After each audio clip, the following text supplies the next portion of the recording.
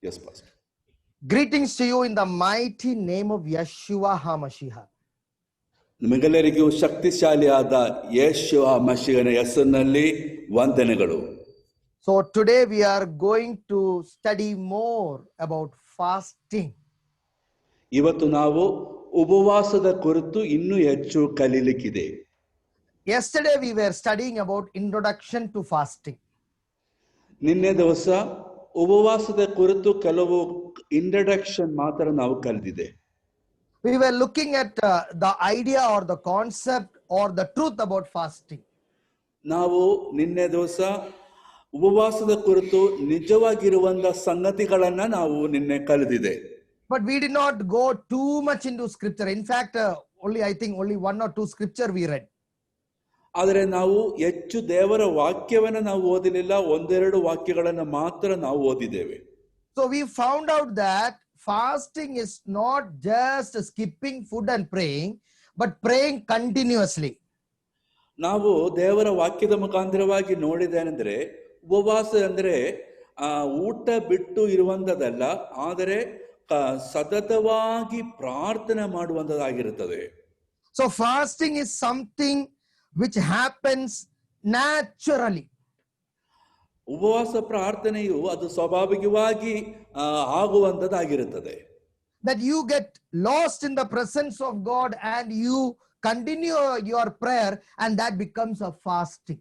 ನೀವು ದೇವರ ಪ್ರಸನ್ನತೆಯಲ್ಲಿ ಮುಳುಗಿಕೊಂಡು ಅದನ್ನ ಅನುಭವಿಸುತ್ತಾ ಪ್ರಾರ್ಥನೆಯಲ್ಲಿ ನೀವು ನಿರತರಾಗಿರುತ್ತೇವೆ. So I told you that when you are in the presence of God, you are led by the Spirit to continue your prayer, and that becomes a fasting. ನೀವು ದೇವರ ಆತ್ಮನ ಪ್ರೇರಣೆಯಿಂದ ಪ್ರಾರ್ಥನೆಯಲ್ಲಿ ನೀವು ನಿರತರಾಗುವಾಗ ಅದು ನಿಮಗೆ ಉಪವಾಸವಾಗಿರುತ್ತದೆ. So that is what I am telling. Fasting must be natural. ಆದ್ದರಿಂದ ಉಪವಾಸವು ಅದು ಸ್ವಾಭಾವಿಕವಾಗಿ ನಮ್ಮಿಂದ ಬರಬೇಕಾಗಿರುತ್ತದೆ. So I think yesterday in the introduction, many people will have many questions, thinking that, brother, so that does it mean that we should not keep a day?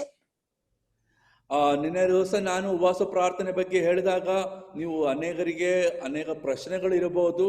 ಅದರ ಅರ್ಥವು ನಾವು ಉಪವಾಸ ಪ್ರಾರ್ಥನೆಯು ಹೇಗೆ ದಿನಗಳು ಹೇಗೆ ಮಾಡಬೇಕೆಂಬುದಾಗಿದೆಯಾ? No, we are going to look at all the details later. ನಾವು ಖಂಡಿತವಾಗಿಯೂ ಅದರಲ್ಲಿರುವಂತ ಎಲ್ಲಾ ಕಾರ್ಯಗಳನ್ನ ನಾವು ವಿವರವಾಗಿ ನಾವು ನೋಡ್ತೇವೆ. Yesterday we learned that fasting is not a shortcut. ನಿನ್ನೆ ದಿವಸ ನಾವು ನೋಡಿದೆ ಉಪವಾಸ ಪ್ರಾರ್ಥನೆಯು ಒಂದು ಶಾರ್ಟ್ ಕಟ್ ಅಲ್ಲ ಎಂಬುದಾಗಿ. It is not for people who don't pray and suddenly they fast. ಅದು ಪ್ರಾರ್ಥನೆ ಜೀವಿತ ಇಲ್ಲದಂತ ಕೂಡಲೇ ಉಪವಾಸ ಮಾಡುವಂತ ಜನರಿಗೋಸ್ಕರವಲ್ಲ ಅದು. No, you have to start with prayer life. In steady prayer life must go into fasting. ನೀವು ಸತತವಾಗಿ ಇರುವಂತ ಪ್ರಾರ್ಥನೆ ಜೀವಿತವನ್ನ ಬಳಸಿಕೊಂಡು ಆಮೇಲೆ ಉಪವಾಸಕ್ಕೆ ಹೋಗಬೇಕಾಗುತ್ತದೆ. So you have to understand, I am talking these things in the point of the New Testament. ನೀವು ಅರ್ಥ ಮಾಡಿಕೊಳ್ಳಬೇಕು, ನಾನು ಈ ವಿಷಯಗಳೆಲ್ಲ ಹೊಸ ಒಡಂಬಡಿಕೆಗೆ ಆಧಾರವಾಗಿ ನಾನು ಮಾತನಾಡ್ತಾ ಇದ್ದೆ. Then we also understood that fasting is not show off. ಅದೇ ರೀತಿಯಾಗಿ ಉಪವಾಸವು ಅದು ಹೊರಗೆ ತೋರಿಸಿಕೊಳ್ಳುವಂತದಲ್ಲ ಎಂಬುದಾಗಿ ಕೂಡ ನಾನು ನೋಡಿದೆ. We understand that we cannot say that, oh, because I am fasting more than you, I am more spiritual than you. ನಿಮಗೆ ಹೇಳಕ್ ಆಗೋದಿಲ್ಲ, ನಾನು ಹೆಚ್ಚು ಉಪವಾಸ ಮಾಡೋದ್ರಿಂದ ಇದರ ಜನರಿಗಿಂತ ನಾನು ಹೆಚ್ಚು ಆತ್ಮೀಯನಾಗಿದೆ ಎಂಬುದಾಗಿ. It is not show off in the flesh. ಅದು ಶಾರೀರಿಕವಾಗಿ ನಾವು ತೋರಿಸಿಕೊಡುವಂತ ಅದಲ್ಲ. But what happened, many people make it into show off. ಆದರೆ ಇದು ಹೊರಗೆ ತೋರಿಸಿಕೊಡುವಂತ ಸಮಯದಲ್ಲಿ ಅವರಿಗೆ ಏನಾಗುತ್ತದೆ? So I told you there is no show off. It is something very private with God. ನಾನು ಹೇಳಿದೆ ಇದು ಹೊರಗೆ ತೋರಿಸುವಂತದಲ್ಲ, ಇದು ದೇವರೊಂದಿಗೆ ವೈಯಕ್ತಿಕವಾಗಿ ಮಾಡಬೇಕಾಗಿರುವಂತದಾಗಿರುತ್ತದೆ. Then we learned that fasting is not a church program. ಆಮೇಲೆ ನಾವು ನೋಡಿದೆ ಉಪವಾಸ ಎಂಬುದು ಸಭೆಯ ಕಾರ್ಯಕ್ರಮವಲ್ಲ ಎಂಬುದಾಗಿ. It is not that every year in the calendar we have to say month of April, it is day, fasting month. No, it is not like that. ಎಲ್ಲಾ ವರ್ಷ April ತಿಂಗಳಲ್ಲಿ ಕಲೆಂಡರ್ ಇದು ಉಪವಾಸ ಪ್ರಾರ್ಥನೆಯ ತಿಂಗಳು ಎಂಬುದಾಗಿ ಮಾರ್ಕ್ ಮಾಡುವಂತದಲ್ಲ ಉಪವಾಸ ಪ್ರಾರ್ಥನೆ. It is always spirit led. ಇದು ಯಾವಾಗಲೂ ಆತ್ಮನಿಂದ ಪ್ರೇರಿಸಲ್ಪಡುವಂತದಾಗಿರಬೇಕು. Then we learn that fasting is not for materialistic things. ಅದೇ ರೀತಿಯಾಗಿ ನಾವು ನೋಡಿದೆ ಉಪವಾಸ ಪ್ರಾರ್ಥನೆಯು ಭೌತಿಕವಾದಂತ ಕಾರ್ಯಗಳಲ್ಲ. Some people don't have changed their life, but they want to fast for big other things. ಅನೇಕ ಜನರು ಅವರ ಸ್ವಂತ ಜೀವಿತ ಬದಲಾಯಿಸುವುದಿಲ್ಲ, ಆದರೆ ಅನೇಕ ಕಾರ್ಯಗಳು ಬದಲಾಯಿಸುವುದಕ್ಕೆ ಅವರು ಆಸೆ ಪಡ್ತಾರೆ. So fasting primarily must be concentrated your character change, not into car, bus, jeep and plane. ಆದ್ದರಿಂದ ಉಪವಾಸ ಪ್ರಾರ್ಥನೆಯು ಮೊದಲ ಪ್ರಾಮುಖ್ಯತೆಯು ನಿಮ್ಮ ಬದಲಾವಣೆಗೆ ಕೊಡಬೇಕು, ನಿಮ್ಮ ಭೌತಿಕವಾದ ಅಗತ್ಯಕ್ಕೋಸ್ಕರವಲ್ಲ. So you have to understand, I am not telling that you must not pray, but what I am telling, fasting must change you first. ನಾನು ನೀವು ಇದರ ವಿಷಯಕ್ಕೋಸ್ಕರ ಉಪವಾಸ ಪ್ರಾರ್ಥನೆ ಮಾಡಬೇಕೆಂಬುದಾಗಿ ಅಲ್ಲ, ಮೊದಲು ಉಪವಾಸ ನಿಮ್ಮನ್ನ ಬದಲಾಯಿಸಬೇಕು. Then we learned that fasting is not about the number of days. ಅದೇ ರೀತಿಯಾಗಿ ನಾವು ನಿನ್ನೆ ನೋಡಿದೆ, ಫಾಸ್ಟಿಂಗ್ ಉಪವಾಸ ಎಂಬುದು ಕೆಲವು ದಿವಸಗಳು ಮಾತ್ರ ಮಾಡಬೇಕಾಗಿರುವಂತ ವಿಷಯಗಳಲ್ಲ. Fasting must be done according to the guidance of the spirit and according to the health of your body. ಉಪವಾಸವು ದೇವರ ಆತ್ಮನ ಪ್ರೇರಣೆಯೊಂದಿಲು ನಿಮ್ಮ ಶಾರೀರಿಕ ಅವಸ್ಥೆಯ ಪ್ರಕಾರವಾಗಿಯೂ ಮಾಡಬೇಕಾಗುತ್ತದೆ. That we will learn today and tomorrow also about that. ಇವತ್ತು ಮತ್ತು ನಾಳೆಯೂ ಅದರ ಬಗ್ಗೆ ಹೆಚ್ಚಾಗಿ ನಾವು ಕಲಿಯಲಿಕ್ಕಿದ್ದೇವೆ. And we also found out that many people are teaching fasting from the concept of the Old Testament. ಅದೇ ರೀತಿಯಾಗಿ ನಾವು ನೋಡಿದೆ, ಅನೇಕ ಜನರು ಉಪವಾಸದ ಕುರಿತು ಹಳೆ ಒಡಂಬಡಿಕೆಯ ಕಾರ್ಯಗಳನ್ನು ಇಟ್ಟು ಕಲಿಸುತ್ತಾರೆ. Now let us very quickly look at some of the instance of fasting from the Old and the New Testament. ಈಗ ನಾವು ಬಹಳ ಬೇಗನೆ ಕೆಲವು ಉಪವಾಸ ಪ್ರಾರ್ಥನೆಗಳು ಹೊಸ ಒಡಂಬಡಿಕೆಯಿಂದಲೂ ಹಳೆ ಒಡಂಬಡಿಕೆಯಿಂದಲೂ ನಾವು ನೋಡುವ. Let's close our eyes, let's pray. ನಾವು ಪ್ರಾರ್ಥನೆ ಮಾಡೋಣ. ನಾವು Father, in the mighty name of Yeshua, ತಂದೆಯೇ, ಅತಿ ಶಕ್ತಿಶಾಲಿ ಆಗಿರುವಂತ ಯೇಸುವ ಹೆಸರಿನಲ್ಲಿ we come into your mighty presence. ನಿನ್ನ ಅತಿ ಶಕ್ತಿಯಾದ ಪ್ರಸನ್ನತೆಯಲ್ಲಿ ನಾವು ಬರ್ತಾ ಇದ್ದೆ ದೇವ. Lord, teach us more about fasting. ಕರ್ತನೇ, ನಮಗೆ ಉಪವಾಸದ ಕುರಿತು ಹೆಚ್ಚು ಕಾರ್ಯಗಳನ್ನು ಕಲಿಸಿಕೊಡು. Lord, let your spirit teach us. ಕರ್ತನೇ, ನಿನ್ನ ಆತ್ಮವು ನಮಗೆ ಕಲಿಸಲಿ. Let your name be glorified. ನಿನ್ನ ಹೆಸರು ಮಹಿಮೆಯಾಗಲಿ. In the mighty name of Yeshua we pray. ಯೇಸುವ ಶಕ್ತಿಶಾಲಿ ಆದ ಹೆಸರಿನಲ್ಲಿ ನಾವು ಪ್ರಾರ್ಥನೆ ಮಾಡ್ತೇವೆ. Amen. Amen. So now let us look at the word fasting. ನಾವು ಈಗ ಉಪವಾಸ ಎಂಬ ಪದದ ಬಗ್ಗೆ ನಾವು ನೋಡೋಣ. See, when you look at the Pentateuch or the first 5 books of fasting, 5 books of the Bible, 5 books of the Bible. ಸತ್ಯವೇದದ ಮೊದಲ 5 ಗ್ರಂಥಗಳನ್ನು ನಾವು ನೋಡುವಾಗ fasting is first introduced by a word called afflicting the soul. ಮೊದಲನೇದಾಗಿ ಉಪವಾಸ ಎಂಬುದು ಆತ್ಮವನ್ನ ತಗ್ಗಿಸಿಕೊಡುವ ಎಂಬ ಪದದ ಮುಖಾಂತರವಾಗಿ ಉಪಯೋಗಿಸಲಾಗಿದೆ. Can you read from the book of Leviticus chapter 16 verses 29? ಯಾಜಕ ಕಾಂಡ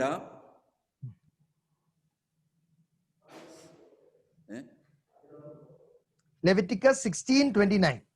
16:29.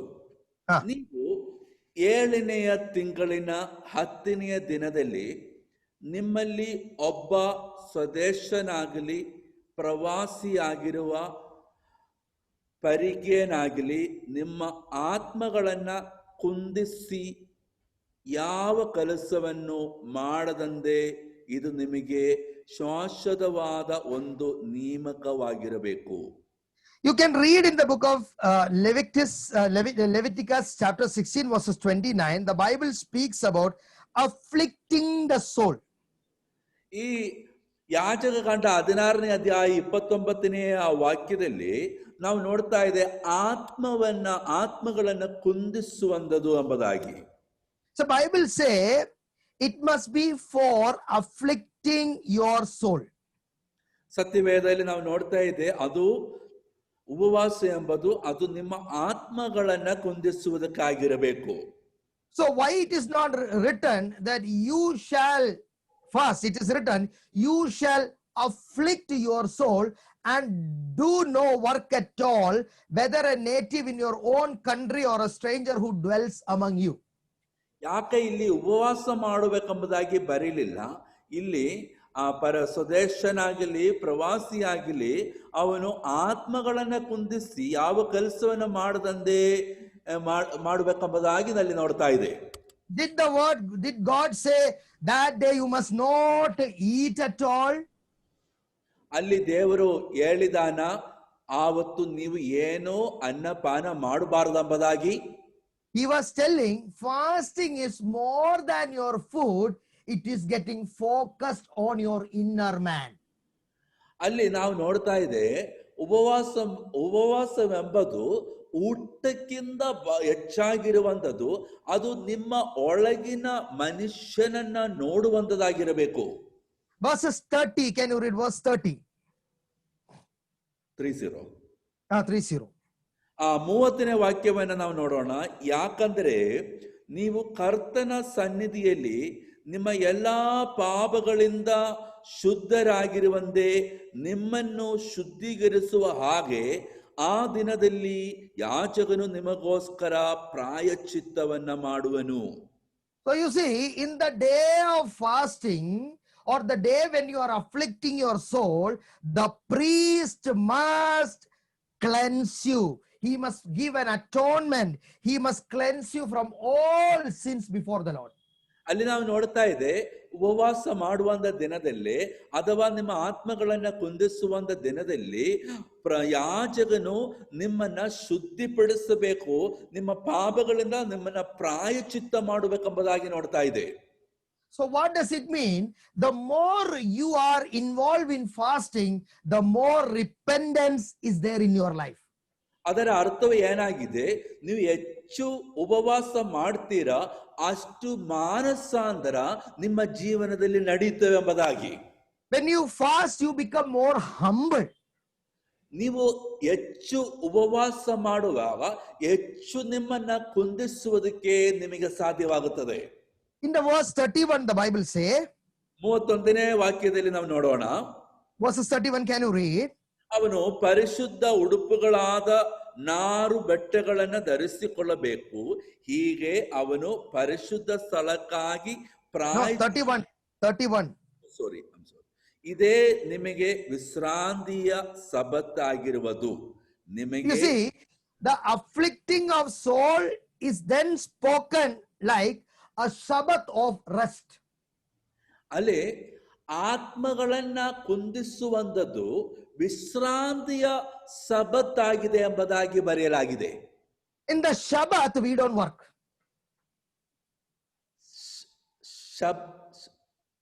In Shabbat, we don't work. We don't want. Work. ಶಬತ್ತಿನಲ್ಲಿ ನಮಗೆ ಕೆಲಸ ಮಾಡಕ್ಕಾಗಲ್ಲ. So what is God telling? He's telling, afflicting the soul means you are resting. ಅದರ ಅರ್ಥವ ಏನಾಗಿದೆ? ಆತ್ಮಗಳನ್ನ ಕುಂದಿಸುವಂಥದ್ದು ಅದು ನಿಮ್ಮ ಒಂದು ವಿಶ್ರಾಂತಿಯ ಸಮಯವಾಗಿರುತ್ತದೆ. Where do you conduct Shabbat? ಶಬತ್ತು ನೀವು ಎಲ್ಲಿ ಮಾಡ್ತೀರಾ? In the presence of God. ದೇವರ ಪ್ರಸನ್ನತೆಯಲ್ಲಿ. Can you read it one more time? 31 verses 31. ಮತ್ತೊಂದು ಸಾರಿ ನಾವು 31ನೇ ವಾಕ್ಯವನ್ನು ಓದೋಣ. ಇದೇ ನಿಮಗೆ ವಿಶ್ರಾಂತಿಯ ಸಬ್ಬತ್ತಾಗಿರುವುದು. ನಿಮಗೆ ನಿತ್ಯವಾದ ನೇಮವಿರುವಂತೆ ನಿಮ್ಮ ಪ್ರಾಣಗಳನ್ನ ಕುಂದಿಸಬೇಕು. See that word? You have to afflict your soul by resting in the presence of God. ದೇವರ ಪ್ರಸನ್ನತೆಯಲ್ಲಿ ವಿಶ್ರಾಂತಿ ತಗೊಳ್ಳುವ ಮುಖಾಂತರ ನಿಮ್ಮ ಆತ್ಮಗಳನ್ನ ಕುಂದಿಸಬೇಕು. So what is fasting for? ಆದ್ದರಿಂದ ಉಪವಾಸವು ಯಾಕೆ? It is a self-examination.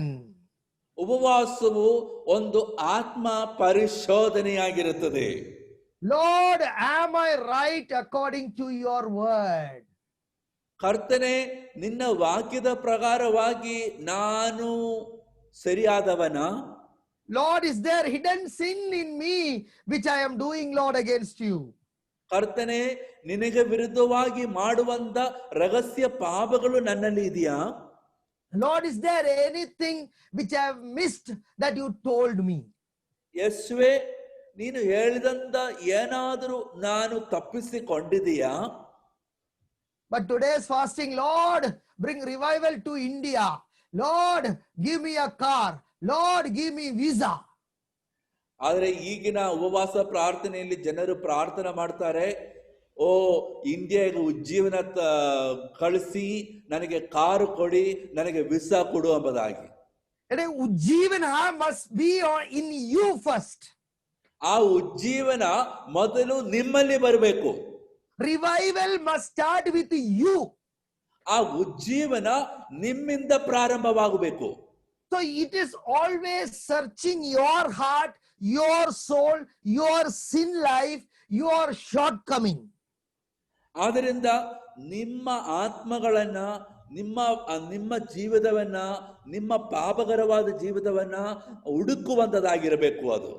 Can you read in the book of Isaiah chapter 58 verses 3?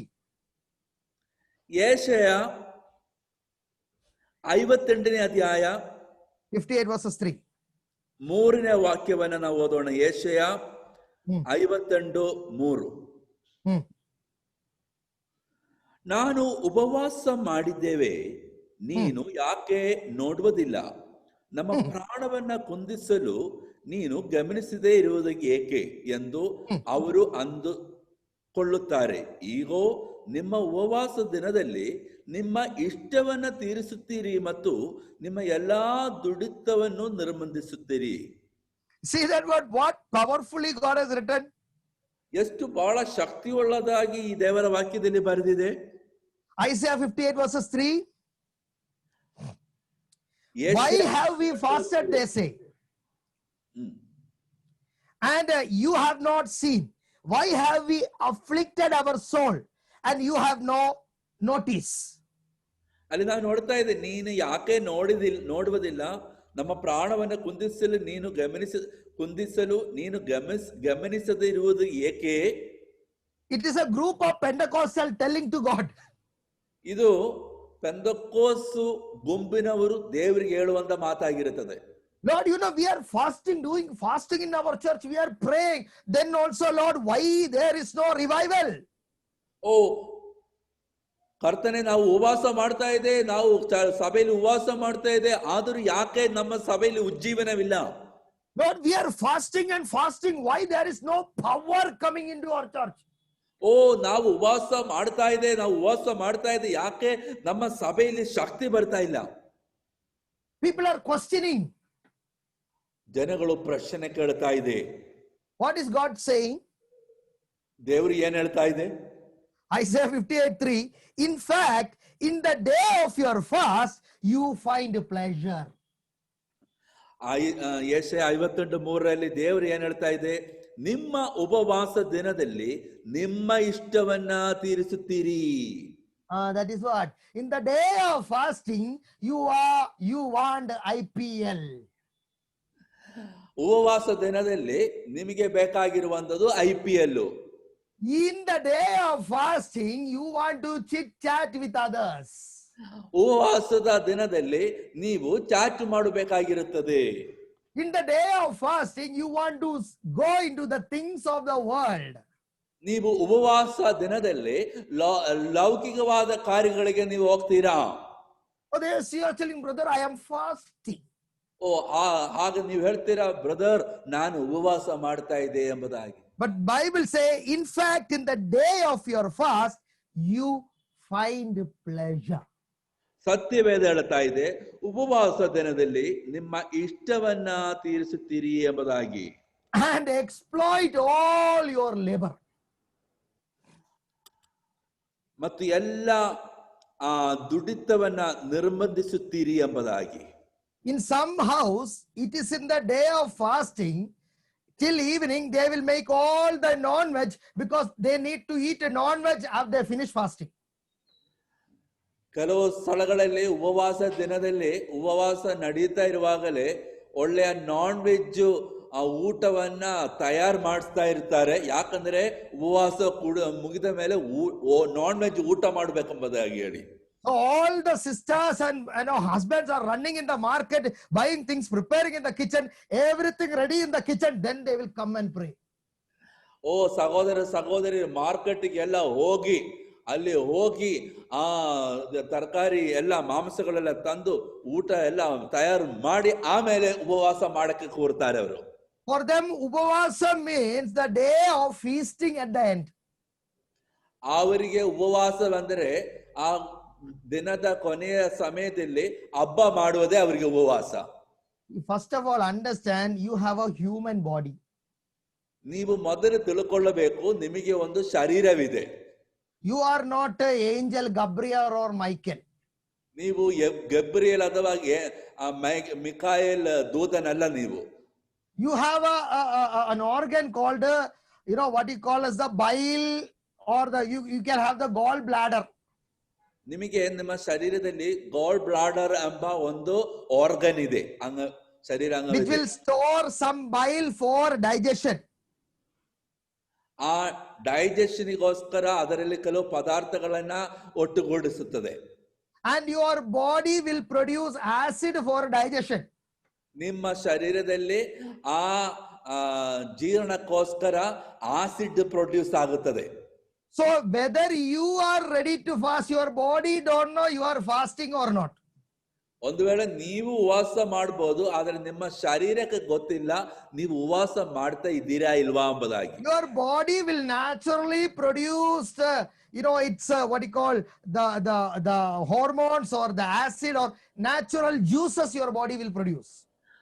ನಿಮ್ಮ ಶರೀರದಲ್ಲಿ ಆ hormones ಅಥವಾ ಆ ಫ್ಲೂಯಿಡ್ ಅದು ನಿಮ್ಮ ಶರೀರದಲ್ಲಿ ಉಂಟು ಮಾಡುತ್ತದೆ. You will not do anything. You will drink tea, coffee, tea, coffee. Then evening 6 o'clock, when the body is not expecting everything, every non-veg, everything will come into the stomach. ನೀವು ಇಡೀ ದಿನ ಚಾಯ ಅಥವಾ coffee ಎಲ್ಲ ಕುಡ್ಕೊಂಡು ರಾತ್ರಿಯ ಸಮಯದಲ್ಲಿ ನಮ್ಮ ಶರೀರವು ಯಾವುದೇ ಫುಡ್ ಸ್ವೀಕಾರ ಮಾಡಕ್ಕೆ ತಯಾರಾಗದೆ ಇರುವಂತ ಸಮಯದಲ್ಲಿ ನೀವು ನಾನ್ ವೆಜ್ ಎಲ್ಲಾ ಮಾಂಸಗಳು ಕಳಿಸ್ತಾ ಇರ್ತೀರಾ. And the stomach will say, oh my God, he is fasting, I think. ಅವಾಗ ನಿಮ್ಮ ಹೊಟ್ಟೆ ಹೇಳ್ತದೆ, ಓ ದೇವರೇ ಅವನು ಉಪವಾಸ ಮಾಡ್ತಾ ಇದೆಯಾ ಎಂಬುದಾಗಿ. After the next day, then stomach problem, stomach issue. No, but after fasting, everyone is having the toilet day. ಉಪವಾಸ ಪ್ರಾರ್ಥನೆ ಮಾಡಿ ಮುಂದಿನ ದಿವಸ ಅವರಿಗೆ ಇರುವಂತಹ ದಿವಸ ಏನಂದ್ರೆ ಅದು ಟಾಯ್ಲೆಟ್ ಡೇ ಆಗಿರುತ್ತದೆ. I know some people who have taken fasting. After fasting, they went to the hospital to take the drip. I know people. ನನಗೆ ಗೊತ್ತಿದೆ ಕೆಲವು ಜನರು ಅವರು ಉಪವಾಸ ಮಾಡಿ ಮಾಡಿ ಕೊನೆಗೆ ಆಸ್ಪತ್ರೆಗೆ ಹೋಗಿ ಡ್ರಿಪ್ ಅನ್ನು ಹಾಕಿರುವಂತದನ್ನ ಜನರನ್ನ ನನಗೆ ಗೊತ್ತಿದೆ. You have to understand there is a way to break fasting also. ನಿಮಗೆ ನೀವು ತಿಳಿದಿರಬೇಕು ಉಪವಾಸವನ್ನ ಮುಗಿಸುವುದಕ್ಕೆ ಒಂದು ಕ್ರಮವಿದೆ. That is also a medical part to it. ಅದು ಒಂದು ಮೆಡಿಕಲ್ ಪಾರ್ಟ್ ಆಗಿರುತ್ತದೆ. Otherwise, all the believers will go into health issues. ಇಲ್ಲದಿದ್ದರೆ ಎಲ್ಲಾ ವಿಶ್ವಾಸಿಗಳಿಗೆ ಶಾರೀರಿಕವಾದ ತೊಂದರೆಗಳು ಬರ್ತದೆ. Oh, some pastors will say, no, brother, we are in the spirit, and the same pastors are eating this much capsules every day. ಕೆಲವು ಪಾಸ್ಗಳು ಹೇಳ್ತಾರೆ, ಓ ನಾವು ದೇವರ ಆತ್ಮನಲ್ಲಿ ನಡೆಸಲ್ಪಡುವರಾಗಿದ್ದೇವೆ. ಅದೇ ಪಾಸ್ಗಳು ಕೈ ತುಂಬಾ ಮಾತ್ರ ತಿನ್ನುವರು ಆಗಿರುತ್ತಾರೆ. They are eating medicine like they are eating rice. ಅವರು ಅನ್ನ ಹೇಗೆ ತಿಂತಾರೆ ಅದೇ ರೀತಿಯಾಗಿ ಮಾತ್ರ ತಿಂತಾ ಇದೆ. Many pastors are going into heart issue. Many pastors are having serious diabetes and pressure. You know, they are not healthy. ಅನೇಕ ಪಾಸ್ಗಳಿಗೆ ಆ ಹೃದಯದ ತೊಂದರೆ ಆಗ್ತಾ ಇದೆ, ಡಯಾಬಿಟಿಕ್ಸ್ ಆಗ್ತಾ ಇದೆ, ಪ್ರೆಷರ್. ಯಾಕಂದ್ರೆ ಅವರಿಗೆ ಒಳ್ಳೆಯ ಆರೋಗ್ಯವಿಲ್ಲ. At the preaching time, one having some headache, falling down, taking to the hospital, 3 block. ಆ ಪ್ರಸಂಗ ಮಾಡುವ ಸಮಯದಲ್ಲಿ ಅವರಿಗೆ ತಲೆನೋವು ಬರ್ತಾ ಇದೆ, ಕೆಳಗೆ ಬೀಳ್ತಾ ಇದೆ, ಆಸ್ಪತ್ರೆಗೆ ಹೋಗುವಾಗ ಗೊತ್ತಾಗುತ್ತೆ ಅವರಿಗೆ 3 ಬ್ಲಾಕ್ ಇದೆ ಎಂಬುದಾಗಿ. Did the Lord give you heart block? ನಿಮಗೆ ಹಾರ್ಟ್ ಬ್ಲಾಕ್ ಕೊಟ್ಟಿದ್ದು ದೇವರ? It is your brain is blocked. That is why your heart is blocked. ನಿಮ್ಮ ಬ್ರೈನ್ ಬ್ಲಾಕ್ ಆಗಿರೋ ಕಾರಣದಿಂದ ನಿಮ್ಮ ಹಾರ್ಟ್ ಬ್ಲಾಕ್ ಆಗಿದೆ. You don't understand the scriptures. ಯಾಕಂದ್ರೆ ನಿಮಗೆ ದೇವರ ವಾಕ್ಯ ನೀವು ಅರ್ಥ ಮಾಡಿಕೊಳ್ಳುತ್ತಾ ಇಲ್ಲ. You have to understand the concept of fasting in the scriptures. ಸತ್ಯವೇದ ಪ್ರಕಾರವಾಗಿ ಹೇಗೆ ಉಪವಾಸ ಪ್ರಾರ್ಥನೆ ಮಾಡಬೇಕೆಂಬ ಸಂಗತಿಗಳನ್ನು ನಾವು ಅರ್ಥ ಮಾಡಿಕೊಳ್ಳಬೇಕು. You have to take fasting according to the Spirit of God, according to the guidance of the Word of God, according to your health issues. ನೀವು ಉಪವಾಸ ಮಾಡಬೇಕಾಗಿರುವಂಥದ್ದು ದೇವರ ವಾಕ್ಯದ ಪ್ರಕಾರವಾಗಿಯೂ ನಿಮ್ಮ ಶಾರೀರಿಕ ಅವಸ್ಥೆಯ ಪ್ರಕಾರವಾಗಿರಬೇಕಾಗಿದೆ. Verses 5. 5ನೇ Isaiah 58:5. ಯೆಶಾಯ 58:5ನೇ ವಾಕ್ಯದಲ್ಲಿ ನಾವು ನೋಡ್ತಾ Can you read ಇದ್ದೇವೆ, it? ನಾನು ಆರಿಸಿಕೊಂಡಿದ್ದು ಇಂದ ಉಪವಾಸವೋ, Can you read? ಗಂಡಿನನ್ನೇ ತಲೆಯನ್ನ ಬೊಗ್ಗಿಸಿಕೊಂಡು ಗೋಣಿತಟ್ಟನ್ನ ಬೂದಿಯನ್ನ ಆಸನ ಮಾಡಿಕೊಂಡು ಕೂತುಕೊಳ್ಳುವುದೋ, ಇದನ್ನ ಉಪವಾಸವೆಂದು ನೀವು ಕರೆದು ಆ ದಿನದಲ್ಲಿ ಮನುಷ್ಯನು ತನ್ನ ಆತ್ಮವನ್ನ ಕುಂದಿಸುವುದು ಕರ್ತನು ಮೆಚ್ಚುವ ದಿನವೆಂದು ಅನ್ನುತ್ತೀರೋ? Is this a fast that I have chosen? A day for a man to afflict his soul is to bow down his head like a bulrush, to spread out sackcloth and ashes. Would you call this a fast? As an acceptable day of the Lord, God is telling. ದೇವರು ಇಲ್ಲಿ ಹೇಳ್ತಾ ಇದೆ, ಇದು ನೀವು ಇದು ದೇವರು ಆರಿಸಿಕೊಂಡದ್ದು ಉಪವಾಸವಾಗಿ ನೀವು ಕರೀತೀರಾ? God is telling, is your fast a show? ದೇವರು ಹೇಳ್ತಾ ಇದೆ, ನಿಮ್ಮ ಉಪವಾಸ ಪ್ರಾರ್ಥನೆ ಈಗ ಇದ್ದೀರಾ? It is not a fasting show, it is a fasting day. ಇದು ಉಪವಾಸ ತೋರಿಸುವಿಕೆಯಲ್ಲ, ಉಪವಾಸದ ದಿನ ಎಂಬುದಾಗಿ. That is what, Bible, the Yeshua told about the Pharisees. ಅದರಿಂದ ಯೇಸುವ ಪರೀಕ್ಷೆಯ ಬಗ್ಗೆ ಈಗ ಮಾತಾಡಿದೆ. On the day of the fasting, you make a serious face. ಆ ಉಪವಾಸ ದಿನದಲ್ಲಿ ನಿಮಗೆ ಬಹಳ ಗೌರವವಾಗಿರುವಂತ ಮುಖವನ್ನ ತೋರಿಸ್ತೀರಾ? They say, they want to make, they have to show man that they are fasting. ಯಾಕಂದ್ರೆ ಅವರಿಗೆ ಜನಗಳಿಗೆ ತೋರಿಸ್ಕೊಡ್ಬೇಕು ಅವರು ಉಪವಾಸ ಮಾಡ್ತಾ ಇದೆ ಎಂಬುದಾಗಿ. That is what the nature of the Pharisees. ಅದೇ ಜನರ ಆ ಪರಿಚಯರ ಸ್ವಭಾವ. In the book of Matthew chapter 6 verses 18. ಮತ್ತಾಯ 6ನೇ ಅಧ್ಯಾಯ 8ನೇ ವಾಕ್ಯವನ್ನು ನಾವು ಓದೋಣ. ಮತ್ತಾಯ, we are going to read from the book of Matthew chapter 6. ಮತ್ತಾಯನ ಪುಸ್ತಕ 6ನೇ ಅಧ್ಯಾಯದಿಂದ ನಾವು ಓದುತ್ತೇವೆ. Wait. Matthew chapter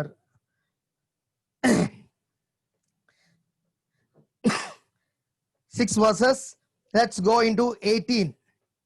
18ನೇ ವಾಕ್ಯವನ್ನು ನಾವು ಓದೋಣ. ಆಗ ನೀನು ಉಪವಾಸ ಮಾಡುತ್ತೀಯೆಂದು ಜನರಿಗೆ ಕಾಣಿದ್ದರೂ ಅಂತರಂಗದಲ್ಲಿರುವ ನಿನ್ನ ತಂದೆಗೆ ಕಾಣುವುದು. So that you do not appear to men to be fasting, you must not appear to man to be fasting. ಇಲ್ಲಿ ನಾವು ನೋಡ್ತಾ ಇದೆ, ಉಪವಾಸ ಮಾಡುತ್ತೀಯೆಂದು ಜನರಿಗೆ ಕಾಣಿಸಿಕೊಳ್ಳಬಾರದು. Why God is telling that? ಯಾಕೆ ದೇವರು ಹಂಗೆ ಹೇಳ್ತೀಯಾ? Meaning, it is not your body man, it is your inner man. ಓ, ಅದರ ಅರ್ಥವು ನಿಮ್ಮ ಹೊರಗಿನ ಮನುಷ್ಯನಲ್ಲ, ನಿಮ್ಮ ಒಳಗಿನ ಮನುಷ್ಯನಿಗೋಸ್ಕರ ಎಂಬುದಾಗಿ. You got it? When you read in the book of Matthew chapter 6, ಈ ಮತ್ತಾಯನ ಸುವಾರ್ತೆ 6ನೇ ಅಧ್ಯಾಯದಲ್ಲಿ ನಾವು ಓದುವಾಗ verses 16, can you read? 16ನೇ ವಾಕ್ಯವನ್ನ ನಾವು ಓದೋಣ. ಇದಲ್ಲದೆ ನೀವು ಉಪವಾಸ ಮಾಡುವಾಗ ಕಪಟಿಗಳ ಹಾಗೆ ವ್ಯಸನ ಮುಖ ಮಾಡಿಕೊಳ್ಳಬೇಡಿರಿ, ಯಾಕಂದ್ರೆ Okay, wait. Upavasa dinathil what happened? Vesana mukha. ಉಪವಾಸ ದಿನದಲ್ಲಿ ವ್ಯಸನ ಮುಖ, Ah, ವ್ಯಸನದ ಮುಖ. ah. So when you are fasting that day, your face must not be. ನೀವು ಉಪವಾಸ ಮಾಡುವಂತ ಸಮಯದಲ್ಲಿ ನಿಮ್ಮ ಮುಖ ಹೇಗಿರಬೇಕು? How should your face be? ಹೇಗಿರಬೇಕು ನಿಮ್ಮ ಮುಖ? It must not be sad. ವ್ಯಸನದಲ್ಲಿ ಇರಬಾರದು. When Moses was in the presence of God, when he came out, his face was shining. ಮೋಶೆಯು ದೇವರ ಪ್ರಸನ್ನದಲ್ಲಿ ಇದ್ದುಕೊಂಡು ಅವನು ಮರಳಿ ಬಂದಾಗ ಅವನ ಮುಖವು ಜ್ವಲಿಸುತ್ತಾ ಇತ್ತು ಎಂಬುದಾಗಿ ನಾನು ನೋಡ್ತಾ ಇದ್ದೆ. But you see some people fasting day, their big Holy Spirit is falling. That day when you are in the Spirit, that day you will shine with the glory of God. ಕೆಲವರು ಉಪವಾಸ ಪ್ರಾರ್ಥನೆ ಮಾಡುವಾಗ ಮುಖ ಬಹಳ ದೆಪ್ಪ ಮಾಡಿಕೊಂಡು ಆತ್ಮ ಬರ್ತಾ ಇದೆ ಎಂಬುದಾಗಿ ತೋರಿಸಿಕೊಳ್ಳೋದಕ್ಕೆ ಮುಖ ಇದು ಮಾಡ್ತಾರೆ. ಆದರೆ ನಿಜವಾಗಿ ಆತ್ಮ ಬಂದರೆ ನಿಮ್ಮ ಮುಖಕ್ಕೆ ಪ್ರಕಾಶ ಬರುತ್ತದೆ. Can you read? Continue to read. Verse 16. Matthew 6:16.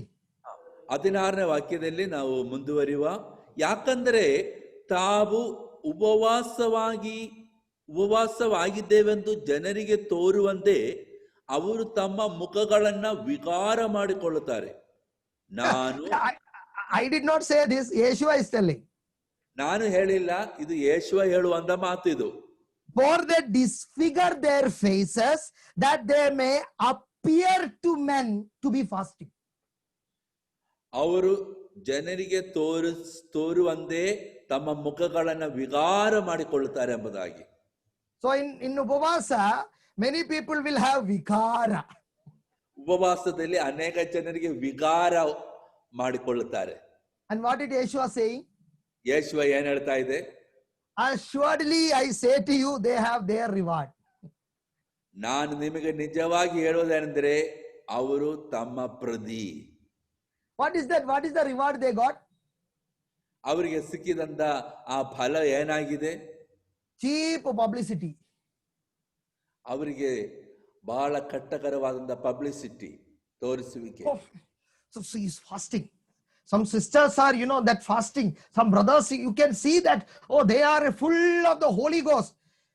Outside is there, the inner man remains the same ಕಂಜೂಸ್. ಕೆಲವು ಸಹೋದರಿಯರು ತುಂಬಾ ತೋರಿಸಿಕೊಳ್ಳುತ್ತಾರೆ, ನಾವು ಉಪವಾಸ ಮಾಡ್ತಾ ಇದೆ, ಹೊರಗೆ ತುಂಬಾ ತೋರಿಸಿಕೊಡ್ತಾರೆ, ಆದ್ರೆ ಒಳಗಡೆ ಅವರು ತುಂಬಾ ಕಂಜೂಸ್ ಆಗಿರುತ್ತದೆ. Verse 17. 17ನೇ ವಾಕ್ಯ. ಆದರೆ ನೀನು ಉಪವಾಸ ಮಾಡುವಾಗ ನಿನ್ನ ತಲೆಗೆ ಎಣ್ಣೆ ಹಚ್ಚಿಕೊಂಡು ನಿನ್ನ ಮುಖವನ್ನ ತೊಳೆದುಕೋ. Anoint your head with oil and wash your face. ನಿನ್ನ ತಲೆಗೆ ಎಣ್ಣೆ ಹಚ್ಚಿಕೊಂಡು ನಿನ್ನ ಮುಖವನ್ನ ತೊಳೆದುಕೋ. The spiritual meaning in the day of fasting, let the Spirit of God come upon you afresh. ಆತ್ಮೀಯ ಅರ್ಥವೇನೆಂದರೆ ಉಪವಾಸ ಮಾಡುವ ದಿನದಲ್ಲಿ ದೇವರ ಆತ್ಮನ ಒಂದು ಅನುಭವ ಹೆಚ್ಚಾಗಿ ನಿಮಗೆ ಬರಲಿ. Let your face be washed with the pure, unadulterated word of God, that you shine with the glory of the Lord. ಶುದ್ಧಿ ಉಳ್ಳಂತ ದೇವರ ವಾಕ್ಯದ ಮುಖಾಂತರವಾಗಿ ನಿಮ್ಮ ಮುಖಗಳನ್ನು ತೊಳೆದುಕೊಂಡು ನಿಮ್ಮ ಮುಖಕ್ಕೆ ಪ್ರಕಾಶ ಬರಲಿ. It is in the day of fasting, your inner man is going to shine with the glory of God. ಉಪವಾಸ ಪ್ರಾರ್ಥನೆ ದಿನದಲ್ಲಿ ನಿಮ್ಮ ಒಳಗಿನ ಮನುಷ್ಯನು ದೇವರ ಮಹಿಮೆಯಿಂದ ಪ್ರಕಾಶಿಸಲ್ಪಡಬೇಕು. That is the day when you are shining forth with the glory of the Lord. ಆ ದಿನದಲ್ಲಿಯೇ ನೀವು ಆ ದೇವರ ಮಹಿಮೆಯಿಂದ ಪ್ರಕಾಶಿಸಬೇಕಾಗಿರುವಂತ ದಿನ. When people look at you, they will see a repentant sinner, a thankful saint, glorifying Yeshua. ಓ ಜನರು ನಿಮ್ಮನ್ನ ನೋಡುವಾಗ ಪಾಪಗಳನ್ನ ಅರಿಕೆ ಮಾಡಿ ಪಶ್ಚಾತ್ತಾಪ ಹೊಂದಿದ ಮಾನಸಾಂತರ ಪಟ್ಟಂತ ಒಂದು ಜನರನ್ನಾಗಿ ಜನರು ನಿಮ್ಮನ್ನ ನೋಡಬೇಕು. They will see a man like Christ in you. ಓ ಕ್ರಿಸ್ತನ ಹಾಗಿರುವಂತ ಒಬ್ಬ ಮನುಷ್ಯನನ್ನ ನಿಮ್ಮಲ್ಲಿ ನೋಡಬೇಕು. When the day of fasting, you will be more Christ-like. ಓ ಉಪವಾಸ ಪ್ರಾರ್ಥನೆಯಲ್ಲಿ ನೀವು ಹೆಚ್ಚು ಹೆಚ್ಚು ಕ್ರಿಸ್ತನ ಹಾಗೆ ಇರುವುದು. You will be shining with the glory of God. ನೀವು ದೇವರ ಮಹಿಮೆಯಿಂದ ಪ್ರಕಾಶಿಸಲ್ಪಡುತ್ತೇವೆ. Brothers and sisters, ಪ್ರಿಯ ಸಹೋದರ ಸಹೋದರಿಯರೇ, the fasting is not show in the flesh. ಉಪವಾಸ ಮಾಡುವುದು ಶಾರೀರಿಕವಾಗಿ ತೋರಿಸುವಂತದಲ್ಲ. It is more of your spirit breaking out of your, what you call, your mud body. ಅದು ಹೆಚ್ಚಾಗಿ ನಿಮ್ಮ ಆತ್ಮವನ್ನ ಕುಂದಿಸಿಕೊಂಡು ಒಳಗಿನ ಆ ಕಳೆಗಳನ್ನ ಶುದ್ಧಿಪಡಿಸುವುದಾಗಿರುತ್ತದೆ. That is what the Lord said. Break the pot, let the light shine. ಅದಕ್ಕೆ ದೇವರು ಹೇಳ್ತಾ ಇದೆ, ಆ ಪಾತ್ರವನ್ನ ಒಡೆ, ನಿನ್ನ ಪ್ರಕಾಶಿಸಲಿ ಎಂಬುದಾಗಿ. It is in the day of fasting your inner man steps out and shines for the glory of God. ಉಪವಾಸದ ದಿನದಲ್ಲಿಯೇ ನಿಮ್ಮ ಒಳಗಿನ ಮನುಷ್ಯನು ಹೊರಗೆ ತೋರಿಸಬೇಕಾಗಿರುತ್ತದೆ. It is in the day of fasting you will move powerfully in deliverance ministry. ಉಪವಾಸದ ದಿನದಲ್ಲಿಯೇ ಬಿಡುಗಡೆ ಸೇವೆಯಲ್ಲಿ ನೀವು ಹೆಚ್ಚು ಶಕ್ತಿಯುಳ್ಳವರಾಗಿ ಮುಂದೆ ಹೋಗ್ತೀರಾ. It is in the day of fasting the deliverance power, it will come upon you mightily. ಉಪವಾಸ ದಿನದಲ್ಲಿಯೇ ಬಿಡುಗಡೆ ಶಕ್ತಿಯು ಅತಿ ಹೆಚ್ಚಾಗಿ ನಿಮ್ಮ ಮೇಲೆ ಬರುವಂತದ್ದು. Now I want to talk to ministers of God. ಈಗ ನಾನು ಸೇವಕರಿಗೆ ಮಾತಾಡ್ತೇನೆ. Don't take fasting when you are doing deliverance ministry. ಬಿಡುಗಡೆ ಸೇವೆ ಮಾಡುವಂತ ಸಮಯದಲ್ಲಿ ನೀವು ಉಪವಾಸ ಮಾಡಬಾರದು. Take fasting before you do deliverance ministry. ಬಿಡುಗಡೆ ಸೇವೆ ಮಾಡುವುದಕ್ಕಿಂತ ಮುಂಚೆ ನೀವು ಉಪವಾಸ ಮಾಡಬೇಕು. Will you stay hungry on the day of a battle? ಹೋರಾಟ ಮಾಡುವಂತ ದಿನದಲ್ಲಿ ನೀವು ಹಸಿವುಳ್ಳವರಾಗಿರ್ತೀರಾ? With one spear or one sword and one what you call shield, you are hungry. Will you go for and fight? ಓ ನೀವು ಆ ಕತ್ತಿಯನ್ನ ಬುರಾಣಿಯನ್ನ ತೆಗೆದಿಟ್ಟುಕೊಂಡು ನೀವು ಹಸಿವುಳ್ಳವರಾಗಿ ಯುದ್ಧ ಮಾಡಕ್ಕೆ ಹೋಗ್ತೀರಾ ನೀವು? This is what many servants of God do. ಇದೇ ಅನೇಕ ದೇವರ ಸೇವಕರು ಮಾಡುವಂತ ಕೆಲಸ. When they want to cast out a demon, they want to fast and cast out the demon. ಅವರಿಗೆ ಒಂದು ದುರಾತ್ಮವನ್ನ ಬಿಡಿಸಬೇಕಾಗಿದ್ದರೆ ಅವರು ತುಂಬಾ ಉಪವಾಸ ಮಾಡಿ ಅದನ್ನ ಬಿಡಿಸಬೇಕಾಗುತ್ತದೆ. I will come into the details. ಅದರ ಬಗ್ಗೆ ಇನ್ನೂ ಹೆಚ್ಚಾಗಿ ನಾನು ಮಾತಾಡ್ತೇನೆ. Now what happens when you are in the fasting? ಆಗ ನೀವು ಉಪವಾಸದಲ್ಲಿ ಇರುವಾಗ ನಿಮಗೆ ಏನಾಗುತ್ತದೆ? Read in the book of Isaiah chapter 58 verses 6. ಯೆಶಯ 58:6 ವಾಕ್ಯದಲ್ಲಿ ನಾವು ಓದುವ, ಆದರೆ ನೀನು ಪ್ರಾರ್ಥನೆ ಮಾಡುವಾಗ, is it Matthew 58:6? 58:6. Isaiah 58:6. Just give me a minute. Yeah, no problem.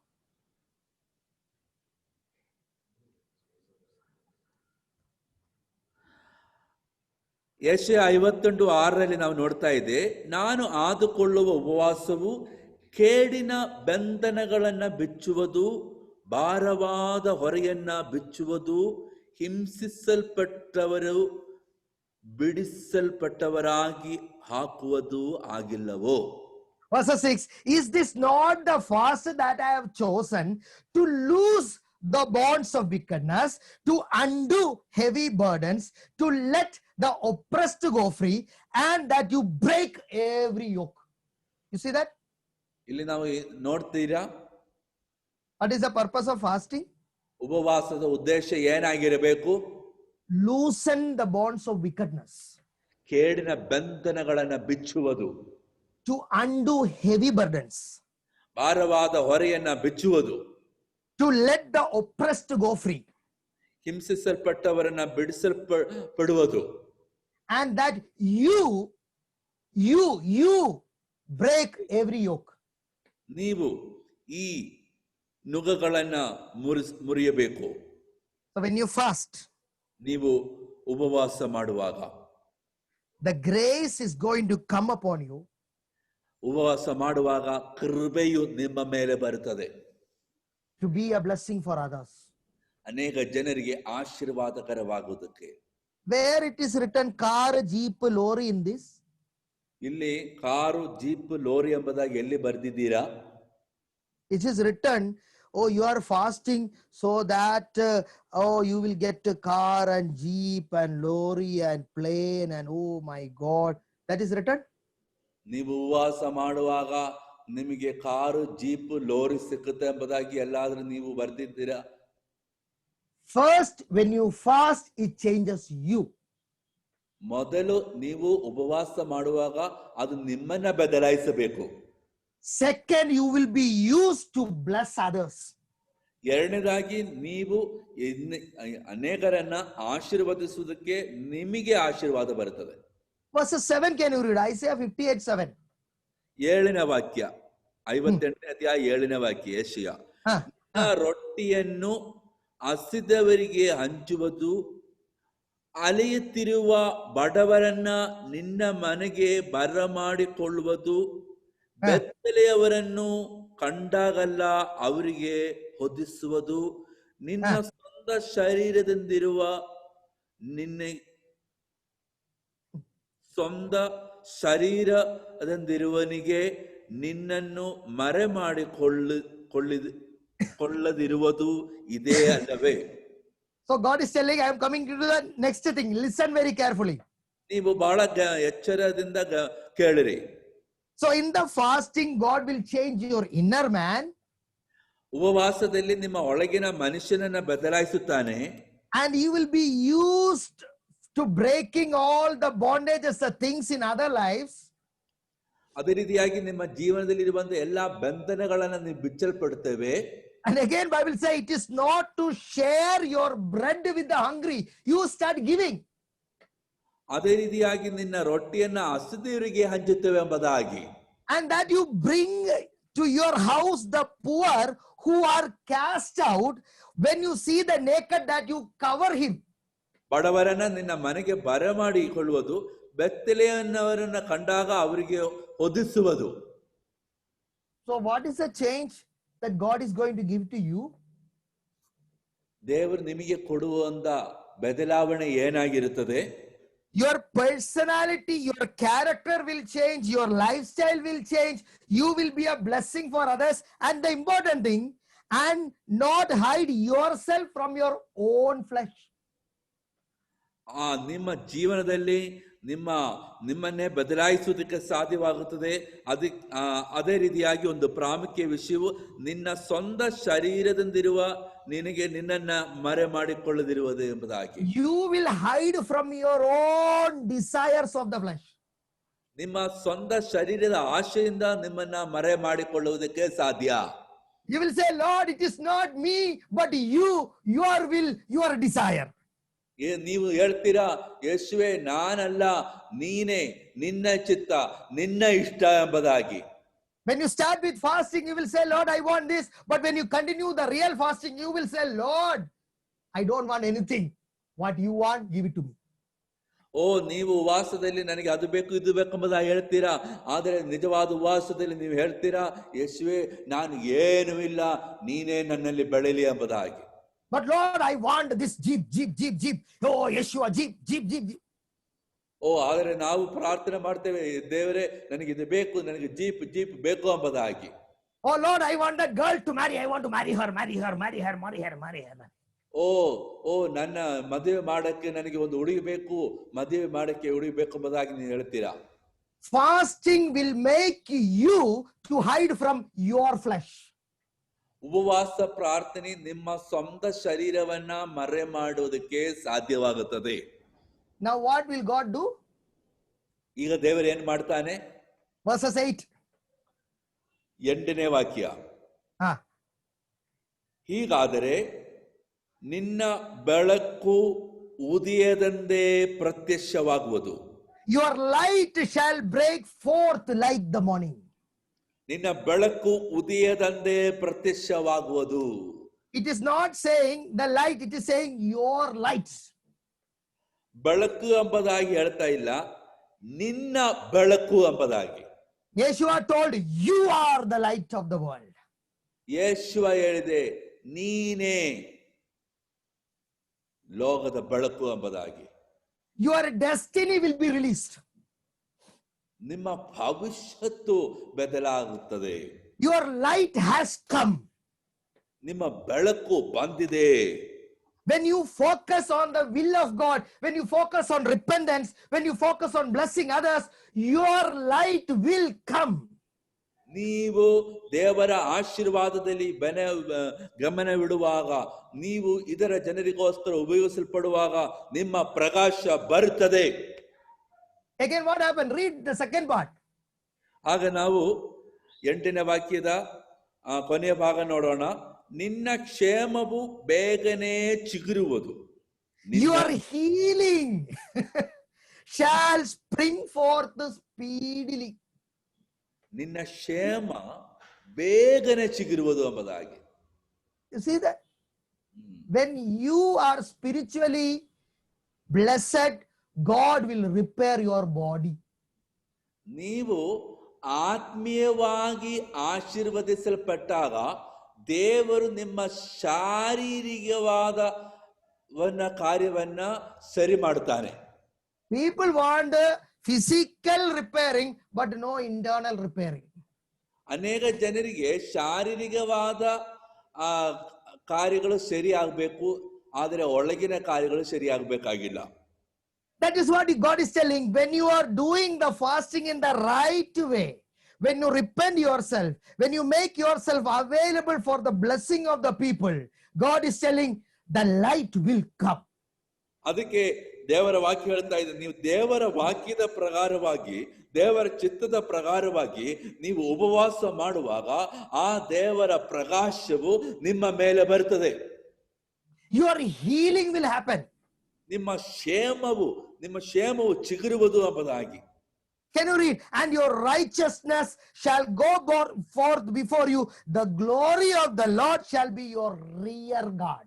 ನಿನ್ನ ನೀತಿಯು ನಿನಗೆ ಮುಂಬಲವಾಗಿ ಮುಂದುರಿಯುವುದು, ಕರ್ತನ ಮಹಿಮೆಯು ನಿನಗೆ ಹಿಂಬಲವಾಗಿರುವುದು. You see, the glory is the result of properly maintaining yourself in the presence of God. ದೇವರ ಪ್ರಸನ್ನತೆಯಲ್ಲಿ ನಿಮ್ಮನ್ನ ಕ್ರಮಪಡಿಸಿಕೊಳ್ಳುವುದರ ಫಲವಾಗಿರುತ್ತದೆ ದೇವರ ಮಹಿಮೆ. People are telling, we need the glory of God. ಜನರು ಹೇಳ್ತಾರೋ ನಮಗೆ ದೇವರ ಮಹಿಮೆ ಬೇಕು ಎಂಬುದಾಗಿ. Many churches have the artificial glory. ಅನೇಕ ಸಭೆಗಳಿಗೆ ಅವರೇ ಮಾಡಿದಂತ ಮಹಿಮೆ ಇದೆ. They have the smoke machine from the side coming and filling the stage with the laser light. ಅನೇಕ ಸಭೆಗಳಲ್ಲಿ ಅವರ ಸ್ಟೇಜಿನಲ್ಲಿ ಹೊಗೆ ಬರ್ತಾ ಇರ್ತದೆ, ಎರಡು ಸೈಡಿನಿಂದ ಆ ಹೊಗೆ ಸ್ಟೇಜ್ ಅಲ್ಲಿ ಫಿಲ್ ಆಗ್ತಾ ಇರ್ತದೆ. Can you show me when Solomon prayed, Solomon told, now switch on the smoke machine. Did he say like that? ಸೊಲೊಮೋನನು ಪ್ರಾರ್ಥನೆ ಮಾಡಿದಾಗ ಅವರು ಎಲ್ಲಾದ್ರೂ ಹೇಳಿದೆಯಾ ಹೊಗೆ ಬರುವಂತ ಮೆಷಿನ್ ಆನ್ ಮಾಡಿ ಎಂಬುದಾಗಿ? No, the Bible said the glory came and they were not able to stand there. ಅದು ಸತ್ಯವೇದ ಹೇಳ್ತಾ ಇದೆ, ಮಹಿಮೆ ಅಲ್ಲಿ ಬಂದಾಗ ಅವರಿಗೆ ನಿಲ್ಲಕ್ಕೆ ಆಗಿರಲಿಲ್ಲ ಎಂಬುದಾಗಿ. You see, what is the result of your proper prayer? ಸರಿಯಾದ ಕ್ರಮವಾಗಿರುವಂತ ನಿಮ್ಮ ಪ್ರಾರ್ಥನೆಯ ಫಲ ಏನಾಗಿದೆ? The glory will come and stand behind you. ಓ, ಆ ಮಹಿಮೆಯು ನಿನಗೆ ಹಿಂಬಲವಾಗಿರುವುದು. They looked at the face of Stephen. ಅವರು ಸ್ತೆಫಾನನ ಮುಖದಲ್ಲಿ ನೋಡಿದರು. They saw his face was like an angel. ಅವನ ಮುಖವು ದೇವ ದೂತನಂದೇ ಕಾಣಿಸಿಕೊಂಡಿತ್ತು. Stephen looked at heaven. ಸ್ತೆಫಾನನು ಪರಲೋಕಕ್ಕೆ ನೋಡಿದನು. He saw the glory of God. ಅಲ್ಲಿ ಅವನು ದೇವರ ಮಹಿಮೆಯನ್ನು ನೋಡಿದನು. Other people did not see. ಬೇರೆ ಜನ ಯಾರೂ ನೋಡಲಿಲ್ಲ. They saw Stephen. ಅವರು ಸ್ತೆಫಾನನ ನೋಡಿದಾನೆ. Stephen saw the glory. ಸ್ತೆಫಾನು ದೇವರ ಮಹಿಮೆಯನ್ನು ನೋಡಿದನು. You see, a man of God will see the glory, and men will see you seeing the glory of God shining in your face. ಒಬ್ಬ ದೇವ ಪುರುಷನು ದೇವರ ಮಹಿಮೆಯನ್ನು ನೋಡುತ್ತಾನೆ. ಜನರು ನಿಮ್ಮನ್ನು ನೋಡುವಾಗ ನಿಮ್ಮಲ್ಲಿ ದೇವರ ಮಹಿಮೆ ಜನರು ನೋಡ್ತಾನೆ. The face and the glory of God shining, the glory of Yeshua shining through your face. ಆ ಯೇಸುವನ ಮಹಿಮೆಯು ನಿಮ್ಮ ಮುಖದ ಮುಖಾಂತರವಾಗಿ ಪ್ರಕಾಶಿಸುವಂತದಾಗಿರುತ್ತದೆ. Verses 9, can you read? 58, Isaiah 58 verses 9. ಯೆಶಯ 58:9 ವಾಕ್ಯ ನಾವು ನೋಡೋಣ. ಆಗ ನೀನು ಕರೆದರೆ ಕರ್ತನು ಉತ್ತರ ಕೊಡುವನು. Then you shall cry, the Lord will answer.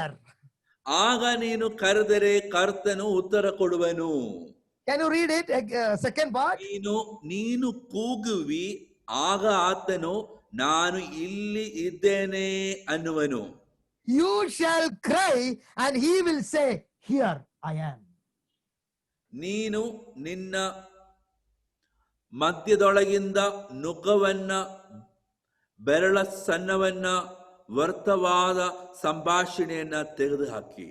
You see, when you are changing yourself, ನೀವು ನಿಮ್ಮನ್ನೇ ಬದಲಾಯಿಸುವಾಗ, when you are focused on the blessing of God, ನೀವು ದೇವರ ಆ ಆಶೀರ್ವಾದದಲ್ಲಿ ಗಮನ ಇಡುವಾಗ, when you are focused on the blessing of others, ನೀವು ಇದರ ಜನರ ಆಶೀರ್ವಾದದಲ್ಲಿ ಗಮನ ಇಡುವಾಗ, when you are focused on the will of God, ನೀವು ದೇವರ ಆ ಚಿತ್ತದಲ್ಲಿ ನೀವು ಗಮನ ಇಡುವಾಗ, the light of God will come upon you.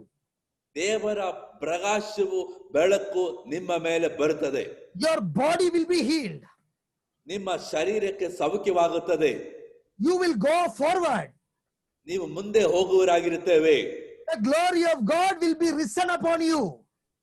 ದೇವರ ಮಹಿಮೆಯು ನಿಮಗೆ ನಿಮ್ಮ ಹಿಂಬಲವಾಗಿರುತ್ತದೆ.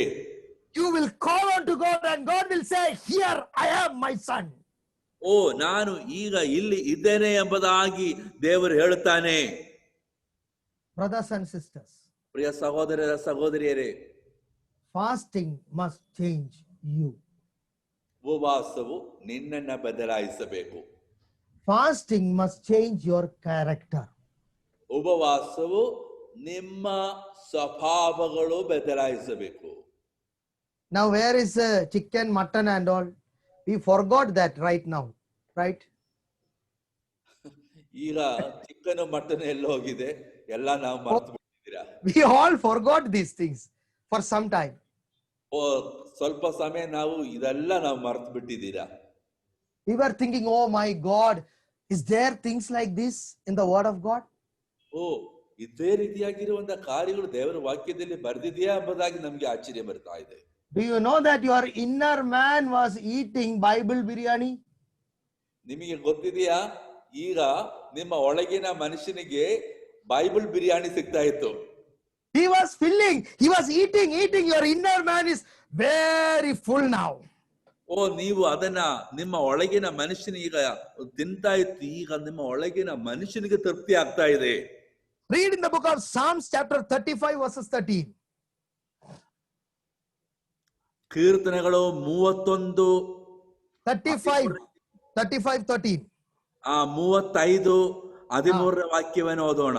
ಕೀರ್ತನೆಗಳು 35:13 ವಾಕ್ಯ. ನಾನಾದರೂ ಅವರು ಅಸ್ವಸ್ಥವಾದಾಗ ಗೋಣಿತಟ್ಟು ಹೊದ್ದುಕೊಂಡು ನನ್ನ ಪ್ರಾಣವನ್ನು ಉಪವಾಸದಿಂದ ಕುಂದಿಸಿದನು. ನನ್ನ ಪ್ರಾರ್ಥನೆಯು ನನ್ನ ಎದೆಗೆ ತಿರುಗಿತು. See, I'm going to read from the New King James Version. As for me, when they were sick, my cloth was sackclothing. I humbled myself with fasting. ನನ್ನ ಪ್ರಾಣವನ್ನ ಉಪವಾಸದಿಂದ ಕುಂದಿಸಿದನು. The English word is, I humbled through fasting. ಅಲ್ಲಿ ಇಂಗ್ಲಿಷ್ನಲ್ಲಿ ನಾವು ನೋಡುವಾಗ ಉಪವಾಸದಿಂದ ನನ್ನನ್ನ ತಗ್ಗಿಸಿಕೊಟ್ಟಿದೆ ಎಂಬುದಾಗಿ. So what is fasting? ಉಪವಾಸ ಎಂದರೆ ಏನಾಗಿದೆ? Humbling yourself in the presence of God. ದೇವರ ಪ್ರಸನ್ನತೆಯಲ್ಲಿ ನಿಮ್ಮನ್ನ ತಗ್ಗಿಸಿಕೊಡುವಂತದಾಗಿದೆ ಉಪವಾಸ ಪ್ರಾರ್ಥನೆ. Bible say humble in the presence of God, and God will lift you up. ಓ ದೇವರ ಮುಂದೆ ನೀನು ತಗ್ಗಿಸಿಕೊಟ್ಟರೆ ದೇವರು ನಿಮ್ಮನ್ನ ಎಬ್ಬಿಸುವನಾಗಿದ್ದಾನೆ ಎಂಬುದಾಗಿ ಸತ್ಯವೇದ ಹೇಳ್ತಾ ಇದೆ. When you humble yourself with fasting, it is the time of Lord to lift you up. ನೀವು ನಿಮ್ಮನ್ನೇ ತಗ್ಗಿಸಿಕೊಡುವಂತ ಸಮಯದಲ್ಲಿ ದೇವರು ನಿಮ್ಮನ್ನ ಎಬ್ಬಿಸುವನಾಗಿರುತ್ತಾನೆ. Brothers and sisters, as you are fasting, ಪ್ರಿಯ ಸಹೋದರರೇ ಸಹೋದರಿಯರೇ, ನಿಮ್ಮ ಉಪವಾಸ first focus on the change in your inner character, personality. ಮೊದಲು ನೀವು ಗಮನ ಕೊಡಬೇಕಾದದ್ದು ನಿಮ್ಮ ಒಳಗಿನ ಸ್ವಭಾವಗಳು, ನಿಮ್ಮ ಒಳಗಿನ ಮನುಷ್ಯನನ್ನ ಬದಲಾಯಿಸುವುದಕ್ಕಾಗಿ. Bring all your weakness, bring all your sin, start crying for your sin and weakness. Ask the Lord to help you to become a spiritual man. ಎಲ್ಲಾ ಪಾಪಗಳನ್ನ ದೇವರ ಮುಂದೆ ಅರಿಕೆ ಮಾಡಿ, ನಿಮ್ಮ ಎಲ್ಲಾ ಆ ಕೊರತೆಗಳನ್ನ ಅರಿಕೆ ಮಾಡಿ, ದೇವರು ನಿಮ್ಮ ಮೇಲೆ ಕರುಣೆ ಇಡುವುದಕ್ಕಾಗಿಯೂ ಕ್ಷಮಿಸುವುದಕ್ಕಾಗಿಯೂ ದೇವರ ಮುಂದೆ ನಿಮ್ಮನ್ನ ತಗ್ಗಿಸಿಕೊಡು. Unless you change your way, God cannot bless you with his glory. ನೀವು ನಿಮ್ಮ ದಾರಿಯನ್ನ ಬದಲಾಯಿಸದೆ ದೇವರಿಗೆ ತನ್ನ ಮಹಿಮೆಯಿಂದ ನಿಮ್ಮನ್ನ ಶುದ್ಧಿಪಡಿಸುವುದಕ್ಕೆ ಸಾಧ್ಯವಲ್ಲ. Ask the Lord to use you for the blessing and benefit and the deliverance of others. ದೇವರ ಮುಂದೆ ಇದರ ಜನರ ಬಿಡುಗಡೆಗಾಗಿಯೂ ಆಶೀರ್ವಾದಕ್ಕಾಗಿಯೂ ನೀವು ಪ್ರಾರ್ಥನೆ ಮಾಡಿರಿ. Pray for the blessing of others. Let them be delivered. Not only your visa. ಓ ನೀವು ಮಾತ್ರವಲ್ಲ, ನಿಮ್ಮ ವಿಸಾ ಮಾತ್ರವಲ್ಲ, ಇದರ ಜನರ ಬಿಡುಗಡೆಗಾಗಿ ನೀವು ಪ್ರಾರ್ಥನೆ ಮಾಡಿರಿ. Pray for not only your ministry, pray for the ministry of others. ನಿಮ್ಮ ಸೇವೆಗೋಸ್ಕರ ಮಾತ್ರವಲ್ಲ, ಇದರ ಜನರ ಸೇವೆಗೋಸ್ಕರವೂ ನೀವು ಪ್ರಾರ್ಥನೆ ಮಾಡಿರಿ. Because you are not praying for others, that is why you have time to sleep and or you have time to watch IPL. You don't have time. You are only praying for yourself, no? ನೀವು ನಿಮಗೋಸ್ಕರ ಮಾತ್ರ ಪ್ರಾರ್ಥನೆ ಮಾಡಿ ಇದರ ಜನರಿಗೋಸ್ಕರ ಪ್ರಾರ್ಥನೆ ಮಾಡದೇ ಇರುವುದರಿಂದ ನಿಮಗೆ IPL ನೋಡೋದಕ್ಕೂ ನಿದ್ರೆ ಮಾಡೋಕ್ಕೂ ನಿಮಗೆ ಸಮಯವಿದೆ. That is why you have time to play mobile phones, mobile games. ನಿಮಗೆ ಮೊಬೈಲ್ ಅಲ್ಲಿ ಗೇಮ್ಸ್ ಆಡೋದಕ್ಕೆ ಅದಕ್ಕೆ ಸಮಯವಿದೆ. Why? Because you don't have a prayer list. You are only focused on your things. ಯಾಕಂದ್ರೆ ನಿಮಗೆ ಪ್ರಾರ್ಥನೆ ಜೀವಿತವಿಲ್ಲ. ನೀವು ನಿಮಗೋಸ್ಕರ ಮಾತ್ರ ನೀವು ಪ್ರಾರ್ಥನೆ ಮಾಡ್ತೀರಾ. So change of your character, pray for the blessing of others. ಆದ್ದರಿಂದ ನಿಮ್ಮ ಸ್ವಭಾವವನ್ನ ಬದಲಾಯಿಸಿ ನಿಮ್ಮ ಒಳಗಿನ ಮನುಷ್ಯನ ಬದಲಾಗೋದಕ್ಕೋಸ್ಕರ ನೀವು ವಾಸ ಮಾಡಿ. And you will see the presence of God mightily changing your life. ಆಗ ಮಾಡುವಾಗ ನಿಮ್ಮ ಜೀವನದಲ್ಲಿ ದೇವರ ಪ್ರಸನ್ನತೆಯನ್ನು ನೀವು ನೋಡುವಂತೆಯೂ ದೇವರು ನಿಮ್ಮನ್ನ ಬದಲಾಯಿಸುವಂತದ್ದು ನೀವು ನೋಡ್ತೀರಾ. Now let us go more into fasting. ನಾವು ಇನ್ನು ಉಪವಾಸದ ಬಗ್ಗೆ ಇನ್ನೂ ಹೆಚ್ಚಾಗಿ ನಾವು ಕಲಿಯೋಣ. See, fasting is part of Christian life. ಉಪವಾಸ ಮಾಡೋದು ಕ್ರೈಸ್ತ ಜೀವನದ ಭಾಗವಾಗಿದೆ. You know, in the book of Acts chapter 13 verses 1, ಅಪೊಸ್ತಲ ಕೃತ್ಯಗಳು 13ನೇ ಅಧ್ಯಾಯ ಮೊದಲನೇ ವಾಕ್ಯವನ್ನು ನಾವು ಓದೋಣ. Can you read it? Acts chapter 13 verses 1. ಅಪೊಸ್ತಲರ ಕೃತ್ಯಗಳು 13ನೇ ಅಧ್ಯಾಯ 1ನೇ ವಾಕ್ಯ. Hmm. ಅಂತ್ಯೋಕ್ಯದಲ್ಲಿ ಇದ್ದ ಸಭದೊಳಗೆ ಕೆಲವರು ಪ್ರವಾದಿಗಳು ಬೋಧಕರು ಇದ್ದರು. ಯಾರೆಂದರೆ ಬರ್ನಬ, ನೀಗೆರನೆಂಬ ಸಿಮೆಯೋನ್, ಕೊರೋನ್ಯದ ಲೂಕ್ಯ, ಚತುರಾತಿವಾದಿಯಾದ ಹೆರೋದನೊಂದಿಗೆ ಬೆಳೆದ ಮನೋಹನ ಮತ್ತು ಸೌಲ ಇವರೇ. Huh. ಇವರು And what happened? Verses 2. 2ನೇ ವಾಕ್ಯ. ಇವರು ಕರ್ತನನ್ನು ಸೇವಿಸುತ್ತಾ ಉಪವಾಸ ಮಾಡುತ್ತಾ ಇದ್ದಾಗ ಪವಿತ್ರಾತ್ಮನು, ನಾನು ಬರ್ನಬ ಪೌಲರನ್ನ ಕರೆದ ಕೆಲಸಕ್ಕೆ ನನಗಾಗಿ ಅವರನ್ನ ಪ್ರತ್ಯೇಕಿಸಿರಿ ಎಂದು ಹೇಳಿದನು. See, Bible speaks about the church at Antioch. ಸತ್ಯವೇದದಲ್ಲಿ ಅಂತ್ಯೋಕ್ಯದಲ್ಲಿ ಇದ್ದಂತ ಸಭೆ ಬಗ್ಗೆ ಹೇಳ್ತಾ ಇದೆ. See, Antioch church was very different from other churches. ಅಂತ್ಯೋಕ್ಯದಲ್ಲಿ ಇದ್ದಂತ ಸಭೆಯು ಇದರ ಸಭೆಗಳಿಂದ ವ್ಯತ್ಯಸ್ತವಾದಂತ ಸಭೆಯಾಗಿತ್ತು. Antioch church was a church of prophets and teachers. ಅಂತ್ಯೋಕ್ಯದಲ್ಲಿ ಇದ್ದಂತ ಸಭೆಯು ಅದು ಪ್ರವಾದಿಗಳ ಮತ್ತು ಬೋಧಕರ ಸಭೆಯಾಗಿತ್ತು. So in the Antioch, in the Jerusalem church, you had the apostles. ಯೆರೂಸಲೇಮ್ ಸಭೆಯಲ್ಲಿ ನಿಮಗೆ ಅಪೊಸ್ತಲರಿದ್ದರು. But in the Antioch church, the prophets and the teachers were running this church. ಆದರೆ ಅಂತ್ಯೋಕ್ಯ ಸಭೆಯಲ್ಲಿ ಪ್ರವಾದಿಗಳು ಮತ್ತು ಬೋಧಕರು ಇದ್ದರು. So in the Paul and our Barnabas and Mr. Shaul, that time it is Brother Shaul, attended this service. ಹಾಗೆ ಈ ಬರ್ನಬ ಮತ್ತು ಸೌಲರು ಇವರು ಈ ಪ್ರಾರ್ಥನೆ ಕೂಟ ಅನ್ಯೋನ್ಯತೆಯಲ್ಲಿ ಭಾಗವಹಿಸಿದರು. So what was this service? ಆ ಅನ್ಯೋನ್ಯತೆ ಏನಾಗಿತ್ತು? It was a fasting service. ಅದೊಂದು ಉಪವಾಸ ಕೂಟವಾಗಿತ್ತು. You see, it is the fasting service they attended. ಅವರು ಭಾಗವಹಿಸಿದ್ದು ಉಪವಾಸ ಕೂಟ. But Bible never mentioned what is the days they took, how many days they took. ಅಲ್ಲಿ ಅವರು ಎಷ್ಟು ದಿನ ಉಪವಾಸ ಮಾಡಿದೆ ಎಂದು ಅಲ್ಲಿ ನೋಡ್ತಾ ಇಲ್ಲ. Bible never say they were ministering for 21 days and fasting and God spoke. ಸತ್ಯವೇದ ಹೇಳ್ತಾ ಇಲ್ಲ ಅವರು 21 ದಿನ ಉಪವಾಸ ಮಾಡಿ ಕೊನೆಗೆ ದೇವರು ಮಾತಾಡಿದೆ ಎಂಬುದಾಗಿ. Bible just say as they ministered to the Lord and fasted. You see that word, ministered to the Lord. ಅಲ್ಲಿ ನೀವು ನೋಡಿರಿ, ಕರ್ತನನ್ನ ಸೇವಿಸುತ್ತಾ. Bible never say they ministered to people. Bible say they were ministering to the Lord and fasting. ಅಲ್ಲಿ ಸತ್ಯವೇದದಿಂದ ನೋಡ್ತಾ ಇಲ್ಲ ಅವರು ಜನರನ್ನ ಸೇವಿಸಿದೆ ಎಂಬುದಾಗಿ, ಅವರು ಕರ್ತನನ್ನ ಸೇವಿಸುತ್ತಾ ಉಪವಾಸ ಮಾಡುತ್ತಾ ಇದ್ದರು ಎಂಬುದಾಗಿ. That means there for them it was not a show for public, it was a connection between God and them. ಅದರ ಅರ್ಥವು ಆ ಉಪವಾಸವು ಜನರಿಗೆ ತೋರಿಸಿಕೊಡುವಂತದಾಗಿರಲಿಲ್ಲ ಅವರಿಗೆ, ಅದು ದೇವರಿಗೂ ಅವರಿಗೂ ಸಂಬಂಧಪಟ್ಟದಾಗಿತ್ತು. The Greek word meaning is they were worshipping, they were obeying God and fasting. ಆ Greek ಪದದ ಅರ್ಥವು ಏನಂದ್ರೆ ಉಪವಾಸದಲ್ಲಿ ಅವರು ದೇವರನ್ನ ಆರಾಧನೆ ಮಾಡ್ತಾ ಇದ್ದು ದೇವರಿಗೆ ಅವರು ವಿಧೇಯರಾಗಿದ್ದರು ಎಂಬುದಾಗಿ. So what was the prophets and teacher doing? ಹಂಗಾದ್ರೆ ಪ್ರವಾದಿಗಳು ಮತ್ತು ಬೋಧಕರು ಮಾಡುವಂತದ್ದು ಏನಾಗಿದೆ? They were saying, Lord, what is your will? What is your desire? What should we do? Lord, speak to us, speak to us. They were fasting and they were worshipping God. ಅವರು ದೇವರೇ ನಿನ್ನ ಚಿತ್ತ ಏನಾಗಿದೆ, ನಿನ್ನ ಬಯಕೆ ಏನಾಗಿದೆ, ಅವರು ಪ್ರಾರ್ಥನೆ ಮಾಡ್ತಾ ಆರಾಧನೆ ಮಾಡ್ತಾ ಇದ್ದರು. So what was the fasting in the New Testament? ಹೊಸ ಒಡಂಬಡಿಕೆಯ ಉಪವಾಸವು ಏನಾಗಿತ್ತು? Car, jo, lorry, jeep, jeep, car, car, car, car. No.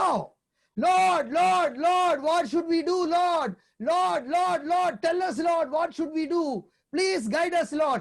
That was the prayer of prophets and teachers in the church of Acts.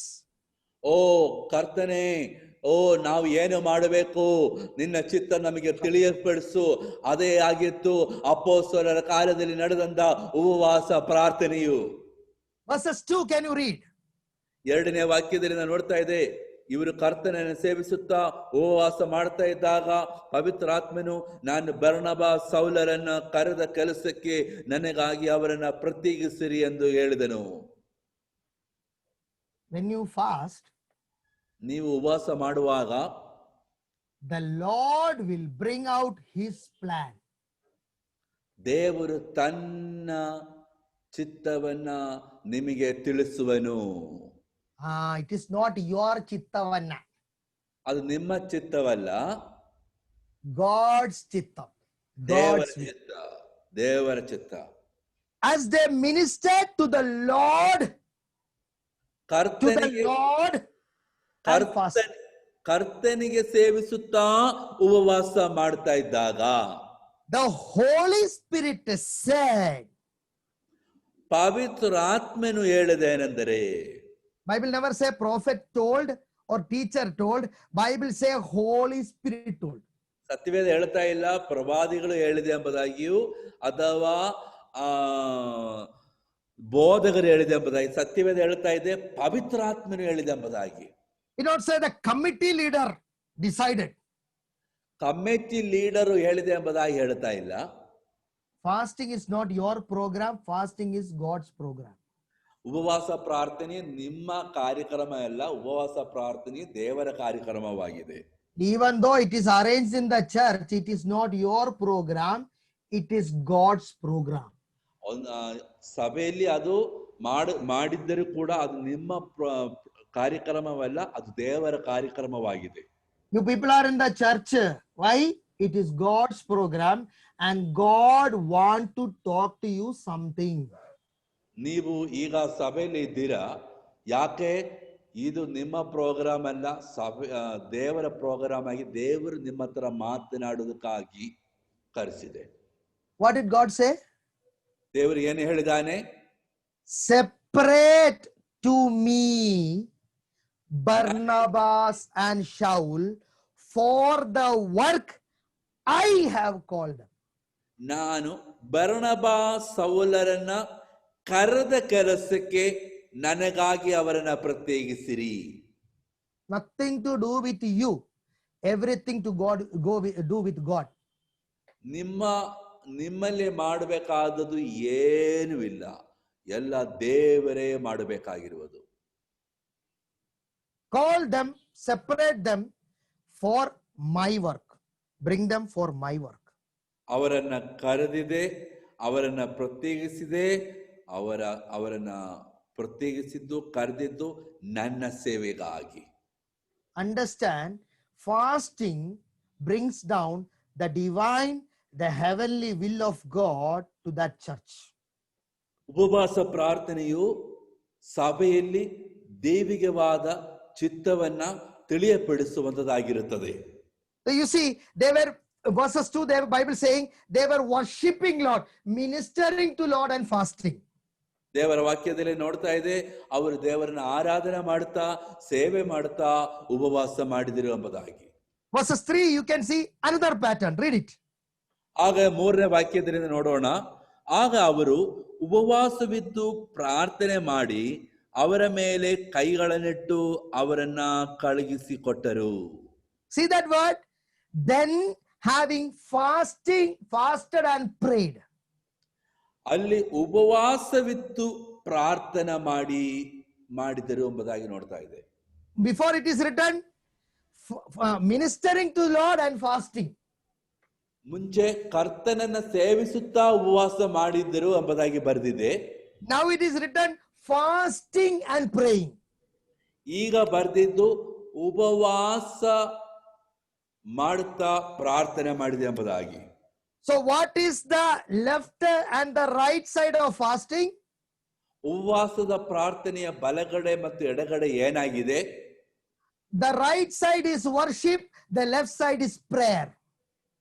ಎಡಗಡೆ ಪ್ರಾರ್ಥನೆ, ಬಲಗಡೆ ಆರಾಧನೆ. So in fasting time, worship more. ಉಪವಾಸದ ಸಮಯದಲ್ಲಿ ಹೆಚ್ಚು ಆರಾಧನೆ ಮಾಡಿ. You're sleeping more.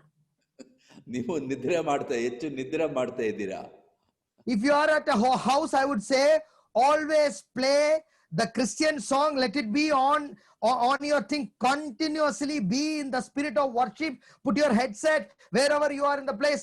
Continuously let there be a background of worship every time. Don't say what is happening in NDTV, what is happening in Aaj Tak, what is happening in Doordarshan. If you want to do that, go there. Don't sit in the presence of God. ನೀವು ಒಂದು ವೇಳೆ ಮನೆಯಲ್ಲಿ ಆಗಿದ್ದರೆ ಕ್ರೈಸ್ತ ಹಾಡುಗಳನ್ನ ಸತತವಾಗಿ ಹೇಳುತ್ತಾ headset ನಲ್ಲಿ ನೀವು ಅದನ್ನ ಕೇಳುತ್ತಾ ನೀವು ಇರಬೇಕು. ಟಿವಿಯನ್ನು ಆನ್ ಮಾಡಿಕೊಂಡು ಆಜ್ ಟಿವಿಯಲ್ಲಿ ಅಥವಾ NDTVಯಲ್ಲಿ ಏನಾಗ್ತಾ ಇದೆ ಅಂತ ನೋಡೋದಕ್ಕೆ ನೀವು ಶ್ರಮ ಪಡಬೇಕಾಗಿಲ್ಲ. ಹಂಗೆ ನೀವು ಬೇಕಾದ್ರೆ ನೀವು ಅಲ್ಲೇ ಹೋಗ್ಬೇಕಾಗುತ್ತದೆ. From the day one of fasting, we start putting all the songs from morning. I'll continue. It will be playing in my house. ನಾನು ಉಪವಾಸ ಮಾಡುವಂತ ದಿನದಲ್ಲಿ ನಾನು ಹಾಡುಗಳನ್ನ ಹಾಕ್ತೇವೆ. ಅದು ಇಡೀ ದಿನ ಆ ಹಾಡುಗಳು ಪ್ಲೇ ಆಗ್ತಾ ಇರುತ್ತದೆ. I bought one sound system just for worship. ನಾನು ಆರಾಧನೆ ಮಾಡೋದಕ್ಕೋಸ್ಕರ ಒಂದು ಸೌಂಡ್ ಸಿಸ್ಟಮ್ ಅನ್ನ ಪರ್ಚೇಸ್ ಮಾಡಿದ್ದೇನೆ. The morning you'll get on it and say Yeshu Masih tere jaisa. It will start from morning, and I put replay all the songs, all the files. It will be continuously in the house, in the atmosphere of worship. ನಾನು ಉಪವಾಸ ಮಾಡುವಂತ ದಿನದಲ್ಲಿ ಬೆಳಿಗ್ಗೆಯಿಂದಲೇ ಆ ಹಾಡುಗಳನ್ನ ನಾನು play ಮಾಡ್ತಾ ಇರ್ತದೆ. ಆ ಹಾಡುಗಳು ತಿರುಗಿ ಪ್ಲೇ ಆಗ್ತಾ ಆ ಹಾಡುಗಳನ್ನು ಕೇಳುವಾಗ ಆರಾಧನೆಯ ಒಂದು ಆತ್ಮವು ನನ್ನ ಮನೆಯಲ್ಲಿ ಆವರಿಸಿಕೊಳ್ಳುತ್ತದೆ. When you are going out to prayer or to the mountain, put the song in the vehicle, put your headset, listen, let your heart always sing to God, because it is ministering to the Lord and fasting. ನೀವು ಒಂದು ವೇಳೆ ಬೆಟ್ಟೆಯಲ್ಲಿ ಪ್ರಾರ್ಥನೆ ಮಾಡಕ್ಕೆ ಹೋಗೋರಾಗಿದ್ದರೆ ಹೊರಗೆ ಹೋಗುವಂತ ಸಮಯದಲ್ಲಿ ನೀವು ಹಾಡುಗಳನ್ನ ಕೇಳಿಕೊಳ್ಳಿರಿ. ಆ ಸತತವಾಗಿ ಹಾಡುಗಳನ್ನು ಕೇಳುವಂತ ಸಮಯದಲ್ಲಿ ನೀವು ಆರಾಧನೆ ಮಾಡುತ್ತಾ ಕರ್ತನಿಗೆ ಸೇವಿಸುವರಾಗಿರುತ್ತಾರೆ. Start singing and worshiping God when you are free. If you can't sing, you're tired, listen, let your ears be open to the worship of God. ನಿಮಗೆ ನೀವು ಆರಾಧನೆ ಮಾಡಿರಿ, ಹಾಡುಗಳನ್ನು ಹಾಡಕ್ಕೆ ಆಗದೇ ಇದ್ದರೆ ನೀವು ಹಾಡುಗಳನ್ನ ಕೇಳಿರಿ, ನೀವು ಆರಾಧನೆ ಮಾಡಿರಿ. YouTube, what is happening in YouTube? What is happening in WhatsApp? What is coming in Facebook? In the mobile. What is doing? Fasting, brother, fasting. Facebook ಅಲ್ಲಿ ಏನ್ ಮಾಡ್ತಾ ಇದ್ದೀರಾ? ನೀವು ಹೇಳ್ತೀರಾ ಉಪವಾಸ ಮಾಡ್ತಾ ಇದ್ದೀನಿ. Today fasting. ಉಪವಾಸ ಮಾಡ್ತಾ ಇದೆ ಎಂಬುದಾಗಿ. I'm ministering to the Lord. ನಾನು ಕರ್ತನಿಗೆ ಸೇವೆ ಮಾಡ್ತಾ ಇದ್ದೆ. Hello. What I'm doing? I'm ministering to the Lord. Then what are you going to do in the kitchen? Hello. ನಾನು ಉಪವಾಸ ಮಾಡ್ತಾ ಇದ್ದೆ, ಆದರೆ ಇದರ ಕಾರ್ಯಗಳಲ್ಲಿ ನೀವು ನಿರತರಾಗಿರುತ್ತೀರಾ. You are not fasting. ನೀವು ಉಪವಾಸ ಮಾಡ್ತಾ ಇಲ್ಲ. You are starving. ನೀವು ಹಸಿವುಳ್ಳವರಾಗಿದ್ದೀರಾ. If you are fasting, you don't do this. ನೀವು ಉಪವಾಸ ಮಾಡುವರಾಗಿದ್ದರೆ ನೀವು ಇದು ಮಾಡುವುದಿಲ್ಲ. You got it. Fasting time you minister to God. Fasting time you pray. Fasting time you meditate the word of God. ಉಪವಾಸ ಸಮಯದಲ್ಲಿ ದೇವರ ವಾಕ್ಯವನ್ನು ಧ್ಯಾನ ಮಾಡು, ಆರಾಧನೆ ಮಾಡು, ದೇವರ ವಾಕ್ಯವನ್ನು ನೀವು ಕೇಳು. Fasting is the most busiest schedule. ಉಪವಾಸ ಅಂದ್ರೆ ಅದು ತುಂಬಾ ಕಾರ್ಯನಿರತವಾಗಿರುವಂತ ಒಂದು ಕೆಲಸವಾಗಿರುತ್ತದೆ. In deliverance ministry you can rest. ಬಿಡುಗಡೆ ಸೇವೆಯಲ್ಲಿ ಸ್ವಲ್ಪ ವಿಶ್ರಮ ತಗೊಳ್ಳಬಹುದು. But fasting, God's program is first. ಉಪವಾಸ ಪ್ರಾರ್ಥನೆಯಲ್ಲಿ ದೇವರ ಕಾರ್ಯಕ್ರಮನೇ ಮೊದಲು. Yes, fasting is part of Christian life. ಹೌದು, ಉಪವಾಸ ಕ್ರೈಸ್ತ ಜೀವನದ ಭಾಗವಾಗಿದೆ. You have to fast for the success in the ministry work you are doing. ನೀವು ಮಾಡುವಂತ ಸೇವೆಯಲ್ಲಿ ನೀವು ಯಶಸ್ವಿ ಆಗುವಂತೆ ನೀವು ಪ್ರಾರ್ಥನೆ ಉಪವಾಸ ಮಾಡಬೇಕು. Don't skip, your fasting. You must do fasting according to the guidance of the Spirit based upon your health. ನಿಮ್ಮ ಆರೋಗ್ಯದ ಅವಸ್ಥೆ ಪ್ರಕಾರವಾಗಿ ದೇವರ ಆಲೋಚನೆ ಪ್ರಕಾರವಾಗಿಯೂ ನೀವು ಉಪವಾಸ ಮಾಡಬೇಕು. Tomorrow I will be going more deep into fasting. ನಾಳೆ ಇನ್ನೂ ಹೆಚ್ಚಾಗಿ ಆಳವಾಗಿ ನಾನು ಉಪವಾಸದ ಕುರಿತು ನಿಮಗೆ ಮಾತನಾಡ್ತೇನೆ. Again we have 20 more minutes. ನನಗೆ ಇನ್ನೂ 21 ನಿಮಿಷವಿದೆ. There are also more things to say. We have to finish it by 12, so let me go a little fast. ನಾನು ಇನ್ನೂ ಸ್ವಲ್ಪ ಬೇಗನೆ ಹೇಳುತ್ತೇನೆ, ಯಾಕಂದ್ರೆ ಕೆಲವು ಕಾರ್ಯಗಳು ಬೇಗ ಮುಗಿಸಬೇಕಾಗುತ್ತದೆ. Book of Luke chapter 2 verses 36. ಲೂಕನ ಬರೆದ ಸುವಾರ್ತೆ 2ನೇ ಅಧ್ಯಾಯ 36ನೇ ವಾಕ್ಯವನ್ನು ನಾವು ಓದೋಣ. Bible speaks about a prophetess Anna. ಅಲ್ಲಿ ಹನ್ನಳೆಂಬ ಒಂದು ಪ್ರವಾದಿನಿಯ ಬಗ್ಗೆ ಹೇಳ್ತಾ ಇದೆ. Many people know Isaiah, many people know, Jeremiah, lot of people know many prophets, but they don't know, many times they just read about this woman, but they don't really understand about this woman. ಅನೇಕ ಜನರಿಗೆ ಯೆಶಾಯನ ಬಗ್ಗೆ ಗೊತ್ತಿದೆ, ಇದರ ಪ್ರವಾದಿಗಳ ಬಗ್ಗೆ ಗೊತ್ತಿದೆ, ಅದನ್ನು ಓದಿದ್ದೀರಾ. ಆದರೆ ಅನೇಕ ಸಾರಿ ಜನರಿಗೆ ಈ ಸ್ತ್ರೀಯ ಬಗ್ಗೆ ಪ್ರವಾದನೆಗೆ ಗೊತ್ತಿಲ್ಲ, ಅವರಿಗೆ ಅದು ಅರ್ಥವಾಗ್ತಾ ಇಲ್ಲ. You see, you have to understand that she is given a title called prophetess. ಮೊದಲು ನೀವು ಅರ್ಥ ಮಾಡಿಕೊಳ್ಳಬೇಕು, ಅವಳಿಗೆ ಇದ್ದಂತ ಸ್ಥಾನ ನಾಮ ಏನೆಂದರೆ ಪ್ರವಾದಿನಿ ಎಂಬುದಾಗಿ. You see, why it is written prophetess? ಯಾಕೆ ಪ್ರವಾದಿನಿ ಎಂದು ಬರೆಯಲಾಗಿದೆ? Because there was a purpose for her life. ಯಾಕಂದರೆ ಅವಳ ಜೀವನದಲ್ಲಿ ಒಂದು ಉದ್ದೇಶವಿತ್ತು. See, when the Lord Yeshua as a baby, when Mary brought her to Jerusalem, ಅಲ್ಲಿ ಮರಿಯಳು ಆ ಮಗುವನ್ನ ಯೆರೂಸಲೇಮಿಗೆ ತಂದಿದ್ದಾಗ there was only 2 people who could recognize who this was. ಆ ಮಗು ಯಾರು ಎಂಬುದಾಗಿ ಗುರುತು ಮಾಡಿಕೊಂಡವರು 2 ಜನ ಮಾತ್ರವಾಗಿತ್ತು. Either than them, there is one woman, Elizabeth. ಅದರಲ್ಲಿ ಒಂದು ಸ್ತ್ರೀ ಎಲಿಸಬೆತ್ ಆಗಿದ್ದಾಳೆ. I am talking about other than Mary and Joseph. Elizabeth told, "Oh, the mother of the Lord has come to me." ಆ ಯೋಸೆಫ್ ಹೇಳಿಬಿಟ್ಟು ಮೂರನೇದಾಗಿ ಎಲಿಸಬೆತ್ ಅನ್ನ ನಾವು ನೋಡ್ತಾ ಇದ್ದೆ. ಆ ಎಲಿಸಬೆತ್ ಹೇಳಿದ್ರು, ದೇವರ ಆ ಕರ್ತನ ತಾಯಿ ಬಂದಿದೆ ಎಂಬುದಾಗಿ. But here, when they brought to Jerusalem the baby Yeshua, there is 2 people who recognized Yeshua. ಆದರೆ ಯೇಸುವನ್ನ ಯೆರೂಸಲೇಮಿಗೆ ತಂದಿದಾಗ ಅಲ್ಲಿ ಅವರನ್ನ ಗುರುತು ಹಿಡಿದಂತ 2 ಜನ ಇದ್ದಾರೆ. First, you can read in the book of Luke chapter 2 verses 34. ಮೊದಲನೇದು 34ನೇ ವಾಕ್ಯದಲ್ಲಿ ಓದಬಹುದು. ಅದು ಯಾರೆಂದ್ರೆ ಸಿಮಿಯೋನನು ಅವರನ್ನ ಆಶೀರ್ವಾದಿಸಿ ಆತನ ತಾಯಿಯಾದ ಮರಿಗಳಿಗೆ, ಈಗೋ ಇಸ್ರೇಲಿನಲ್ಲಿ ಅನೇಕರು ಬೀಳುವುದಕ್ಕೂ ತಿರುಗಿ ಏಳುವುದಕ್ಕೂ ಎದುರು. So Bible speaks about a person called Simeon. ಇಲ್ಲಿ ಸತ್ಯವೇದ ಶಿಮಿಯೋನ್ ಎಂಬ ಒಂದು ವ್ಯಕ್ತಿಯ ಬಗ್ಗೆ ಹೇಳ್ತಾ ಇದೆ. Bible says that this Simeon, God revealed to Simeon that he will not die unless he see Yeshua. ಅವನು ಹೇಳಿದನು, ಯೇಸುವನ್ನ ನೋಡುವ ತನಕ ಅವನು ಸಾಯುವುದಿಲ್ಲ ಎಂಬುದಾಗಿ. So Simeon came there. Look at that. When Mary came, the Lord told to Simeon, go to the temple. You are going to see the Savior of Israel.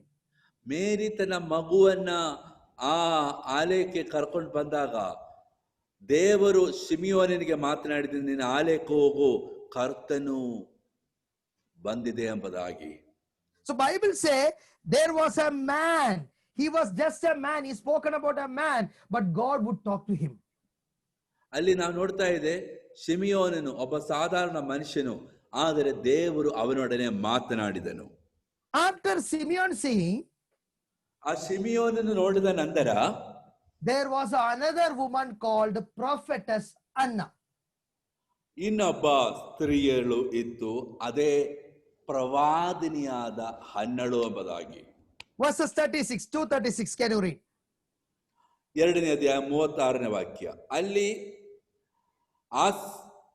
ಆಸೀರನ ಗೋತ್ರದ ಬನ್ವೇಲಿನ ಮಗಳಾದ ಅನ್ನಳೆಂಬ ಒಬ್ಬ ಪ್ರವಾದಿ ಇದ್ದಳು.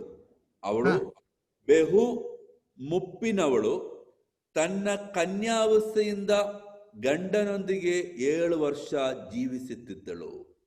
Then verses 37. ಅವಳು ಹೆಚ್ಚು ಕಡಿಮೆ 84 ವರ್ಷದ ವಿಧವೆಯಾಗಿತ್ತು. ದೇವಾಲಯವನ್ನು ಬಿಟ್ಟು ಹೋಗದೆ ರಾತ್ರಿ ಹಗಲು ಉಪವಾಸಗಳಿಂದಲೂ ಪ್ರಾರ್ಥನೆಗಳಿಂದಲೂ ದೇವರನ್ನು ಸೇವಿಸುತ್ತಿದ್ದಳು.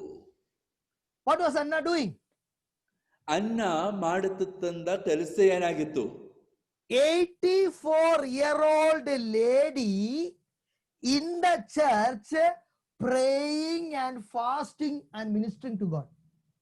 84 ವರ್ಷ ಇದ್ದಂದ ಈ ವಿಧವೆಗಳು ಸಭೆಯಲ್ಲಿ ಉಪವಾಸ ಪ್ರಾರ್ಥನೆ ಮಾಡ್ತಾ ಇರುವುದನ್ನು ನೋಡ್ತಾ ಇದೆ ಆಲಯದಲ್ಲಿ. Bible said day and night. ಸತ್ಯವೇದ ಹೇಳ್ತಾ ಇದೆ ರಾತ್ರಿ ಹಗಲು. 84-year-old woman is not in the old age home, she is in the church in fasting and in prayer. 84 ವಯಸ್ಸಿರುವಂತ ಈ ಮುಪ್ಪಿನವಳು, ಅವಳು ಓಲ್ಡ್ ಏಜ್ ಹೋಮ್ ಅಲ್ಲಿ ಇಲ್ಲ, ಅವಳು ಆಲಯದಲ್ಲಿ ಇದೆ, ರಾತ್ರಿ ಹಗಲು ಉಪವಾಸ ಮಾಡುತ್ತಾ. Why, brother? ಯಾಕೆ ಸಹೋದರರೇ? God was maintaining her health. ಯಾಕಂದ್ರೆ ದೇವರು ಅವಳ ಶರೀರವನ್ನು ಕ್ರಮಪಡಿಸುತ್ತಾ ಇತ್ತು. Verses 38, can you read? 38ನೇ ವಾಕ್ಯ. ಅವರು ಕರ್ತನ ನ್ಯಾಯ ಪ್ರಮಾಣದ ಪ್ರಕಾರ ಎಲ್ಲವುಗಳನ್ನ ಮಾಡಿ ಮುಗಿಸಿದ ಮೇಲೆ 38. ಆ ಕ್ಷಣದಲ್ಲಿ ಅವಳು ಒಂದು ಬಂದು ಕರ್ತನನ್ನು ಅದೇ ರೀತಿಯಾಗಿ ಕೊಂಡಾಡಿ ಯೆರೂಸಲೇಮಿನಲ್ಲಿ ವಿಮೋಚಕನಾಗಿ ಎದುರು ನೋಡುತ್ತಿದ್ದವರೆಲ್ಲರೊಂದಿಗೆ ಆತನ ವಿಷಯವಾಗಿ ಮಾತನಾಡಿದಳು. Bible says Simeon came and spoke a prophecy and Simeon went. ಸತ್ಯವೇದ ಹೇಳ್ತಾ ಇದೆ ಸಿಮಿಯೋನನು ಬಂದು ಪ್ರವಾದನೆ ಮಾಡಿ ಅವನು ಹೋದನು. But Anna came, gave thanks to God, and she started preaching about Yeshua. ಆದರೆ ಹನ್ನಳು ಏನ್ ಮಾಡಿದಂದ್ರೆ, ಹನ್ನಳು ಬಂದು ಕರ್ತನನ್ನು ನೋಡಿ ಕರ್ತನ ಬಗ್ಗೆ ಪ್ರಚಾರ ಮಾಡಕ್ಕೆ ಶುರುವಾಯಿತು, ಯೇಸು ಬಗ್ಗೆ ಪ್ರಚಾರ ಮಾಡಕ್ಕೆ ಶುರುವಾಯಿತು. So before John the Baptist, Anna the prophetess started preaching about Yeshua. ಸ್ನಾಪಕನಾದ ಯೋಹಾನನಿಗಿಂತ ಮುಂಚೆನೆ ಪ್ರವಾದಿನಿಯಾದ ಹನ್ನಳು ಕರ್ತನ ಬಗ್ಗೆ ಪ್ರಚಾರ ಮಾಡಕ್ಕೆ ಶುರುವಾಯಿತು. Because that time Yohanan was 6 months old.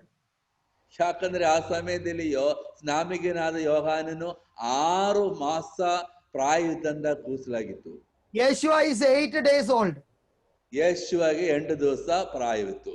84-year-old woman, Mary did not say, Joseph did not say, Simon did not say. She is the first preacher in the New Testament to talk about Yeshua to the general public. ಅಲ್ಲಿ ಮರಿಯಳಲ್ಲ, ಯೋಸಫಳಲ್ಲ, ಸ್ನಾಪಕನಾದ ಪ್ರವಾದಿ ಅಲ್ಲ, ಯೋಹಾನನಲ್ಲ, ಯೇಸುವ ಬಗ್ಗೆ ಮಾತನಾಡಿದಂತ ಸುವಾರ್ತೆ ಸಾರಿದಂತ ಮೊದಲ ಪ್ರಾಸಂಗಿಗಳು ಹನ್ನಳಾಗಿದ್ದಾಳೆ. What she was doing? ಅವಳು ಏನ್ ಮಾಡ್ತಾ ಇತ್ತು? Fasting and praying in the church. ಆಲಯದಲ್ಲಿ ಉಪವಾಸ ಮಾಡುತ್ತಾ ಪ್ರಾರ್ಥನೆ ಮಾಡುತ್ತಿದ್ದಳು. Brothers and sisters, when you are in the presence of God, God will use you in extraordinary ways. ಪ್ರಿಯ ಸಹೋದರರೇ ಸಹೋದರಿಯರೇ, ನೀವು ದೇವರ ಪ್ರಸನ್ನತೆಯಲ್ಲಿ ಇರುವಾಗ ದೇವರು ಅತಿ ಹೆಚ್ಚು ಉತ್ತಮವಾಗಿ ನಿಮ್ಮನ್ನು ಉಪಯೋಗಿಸುತ್ತೀರಾ. You have to be in the presence of God so that God can use you for His purpose. ನೀವು ದೇವರ ಪ್ರಸನ್ನತೆಯಲ್ಲಿ ಇರಬೇಕು. ದೇವರ ಪ್ರಸನ್ನತೆಯಲ್ಲಿ ಇದ್ದಾಗಲೇ ದೇವರು ನಿಮ್ಮನ್ನು ಉಪಯೋಗಿಸುವನಾಗಿರುತ್ತಾನೆ. Her name is written in the Bible, Prophetess Anna. ಅವಳ ಹೆಸರು ಸತ್ಯವೇದದಲ್ಲಿ ಬರೆದಿದ್ದು ಹೇಗೆ ಪ್ರವಾದಿನಿಯಾದ ಅನ್ನಳು ಎಂಬುದಾಗಿ. Why she told? Because she could see who was the Lord. ಯಾಕಂದ್ರೆ ಅವಳಿಗೆ ಗೊತ್ತಾಯಿತು ಯಾರು ಕರ್ತನು ಎಂಬುದಾಗಿ. When you are fasting and praying, the revelation of Yeshua is given to you. ನೀವು ಉಪವಾಸ ಪ್ರಾರ್ಥನೆ ಮಾಡುವಾಗ ಯೇಸುವನ ಬಗ್ಗೆ ಇರುವಂತ ಪ್ರಕಟಣೆ ದೇವರು ನಿಮಗೆ ಕೊಡುತ್ತಾನೆ. When you are really in that Yeshua kind of fast, you will start seeing the revelations of heaven. ಓ ನೀವು ದೇವರ ಆತ್ಮನ ಪ್ರಕಾರವಾಗಿರುವಂತ ಉಪವಾಸದಲ್ಲಿ ಇದ್ದಾಗ ಪರಲೋಕದ ಬಗ್ಗೆ ಇರುವಂತ ಪ್ರಕಟಣೆಗಳು ನಿಮಗೆ ಗೊತ್ತಾಗುತ್ತದೆ. Your message will be Yeshua. ನಿಮ್ಮ ಸಂದೇಶದಲ್ಲಿ ಯೇಸುವ ಬರ್ತದೆ. Otherwise your message will be something else. ಇಲ್ಲದಿದ್ದರೆ ನಿಮ್ಮ ಸಂದೇಶದಲ್ಲಿ ಏನೋ ಬೇರೆ ಕಾರ್ಯಗಳಿರುತ್ತದೆ.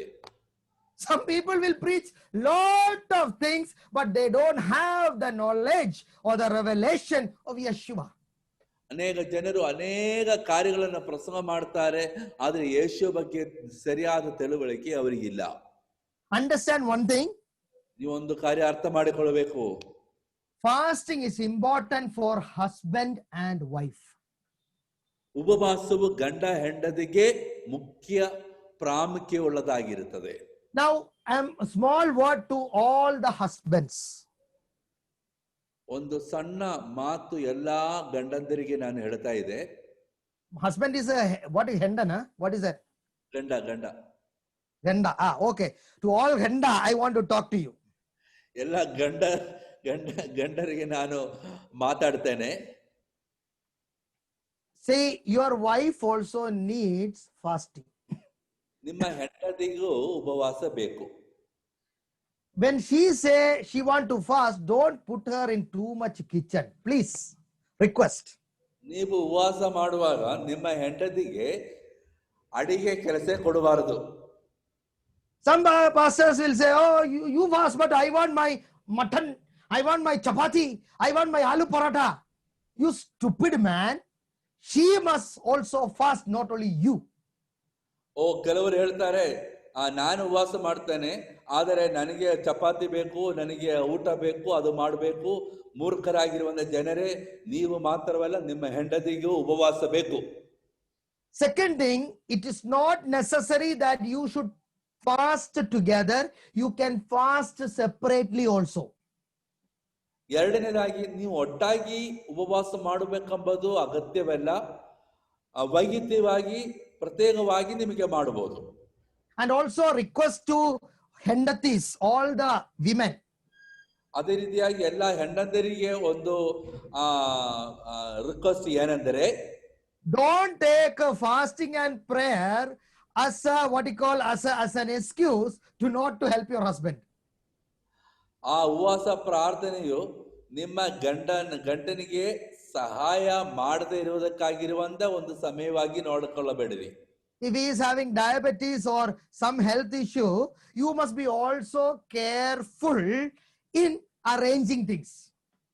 ಅವರಿಗೆ ಒಂದು ವೇಳೆ ಡಯಾಬಿಟಿಕ್ಸ್ ಇದ್ದರೆ ನೀವು ಅವರಿಗೆ ಕ್ರಮವಾಗಿ ಮಾಡಬೇಕಾಗಿರುವ ಕಾರ್ಯದಲ್ಲಿ ನೀವು ಎಚ್ಚರವಾಗಿರಬೇಕು. So both the husband and wife must come into one understanding and then only go for fasting. ಆದ್ದರಿಂದ ಗಂಡ ಮತ್ತು ಹೆಂಡತಿ ಒಂದು ಪರಸ್ಪರ ತಿಳಿದುಕೊಂಡ ನಂತರ ಉಪವಾಸ ಪ್ರಾರ್ಥನೆ ಮಾಡುವುದಕ್ಕೆ ತೀರ್ಮಾನ ಮಾಡಬೇಕು. In the book of 1 Corinthians chapter 7 verses 5. ಮೊದಲ ಕೊರಿಂಥ್ಯ 7ನೇ ಅಧ್ಯಾಯ 5ನೇ ವಾಕ್ಯವನ್ನು ಓದೋಣ. ಮೊದಲ ಕೊರಿಂಥ್ಯ 7ನೇ ಅಧ್ಯಾಯ 5ನೇ ವಾಕ್ಯ. ಉಪವಾಸ ಮತ್ತು ಪ್ರಾರ್ಥನೆಗೆ ಮನಸ್ಸು ಕೊಡುವುದಕ್ಕಾಗಿ ನೀವು ಪರಸ್ಪರ ಸಮ್ಮತಿಯಿಂದ ಸ್ವಲ್ಪ ಕಾಲ ಅಗಲಿರಬಹುದೇ ಹೊರತು ನಿಮಗೆ ದೆಮ್ಮೆ ಇಲ್ಲದಿರುವುದನ್ನು ನೋಡಿ ಸೈತಾನನು ನಿಮ್ಮನ್ನ ಶೋಧಿಸದಂತೆ ತಿರುಗಿ ಕೂಡಿಕೊಳ್ಳಿರಿ. You see, you can see few people there. ಅಲ್ಲಿ ಕೆಲವು ಜನರನ್ನ ನೀವು ನೋಡ್ತೀರಾ. You can see God there ಅಲ್ಲಿ ದೇವರನ್ನು ನೀವು ನೋಡ್ತೀರಾ, You can see husband and wife there, ಅಲ್ಲಿ ಗಂಡ ಹೆಂಡತಿಯನ್ನು ನೀವು ನೋಡ್ತೀರಾ, and also see Mr. Satan. ಅಲ್ಲಿ ಸೈತಾನನ್ನು ಕೂಡ ನೀವು ನೋಡ್ತೀರಾ. Listen very carefully. ನೀವು ಬಹಳ ಎಚ್ಚರವಿದ್ದು ಕೇಳಿರಿ. Husband and wife, you have to understand, Satan hates family. ಗಂಡ ಹೆಂಡತಿಯರೇ, ನೀವು ಅರ್ಥ ಮಾಡಿಕೊಳ್ಳಬೇಕು, ಸೈತಾನು ಕುಟುಂಬವನ್ನ ಹೆಚ್ಚು ದ್ವೇಷಿಸುವನಾಗಿರುತ್ತಾನೆ. Satan hates family. ಸೈತಾನು ಕುಟುಂಬವನ್ನ ದ್ವೇಷಿಸುವನಾಗಿರುತ್ತಾನೆ. When Adam was created, on the sixth day, already the tree of life, the tree of good and bad, the knowledge was already there. ಆದವನು 6ನೇ ದಿನದಲ್ಲಿ ಸೃಷ್ಟಿಸಲ್ಪಟ್ಟಾಗ ಅದಕ್ಕಿಂತ ಮುಂಚಿತವಾಗಿಯೇ ಆ ಜೀವ ವೃಕ್ಷದ ಮರವು ಅಲ್ಲಿ ಇತ್ತು. But only after Eve coming, Satan came to tempt Adam. ಆದರೆ ಹವ್ವಳು ಬಂದ ನಂತರವೇ ಸೈತಾನು ಆದಮನನ್ನ ಶೋಧಿಸಿದಕ್ಕೆ ಬಂದಿದ್ದು.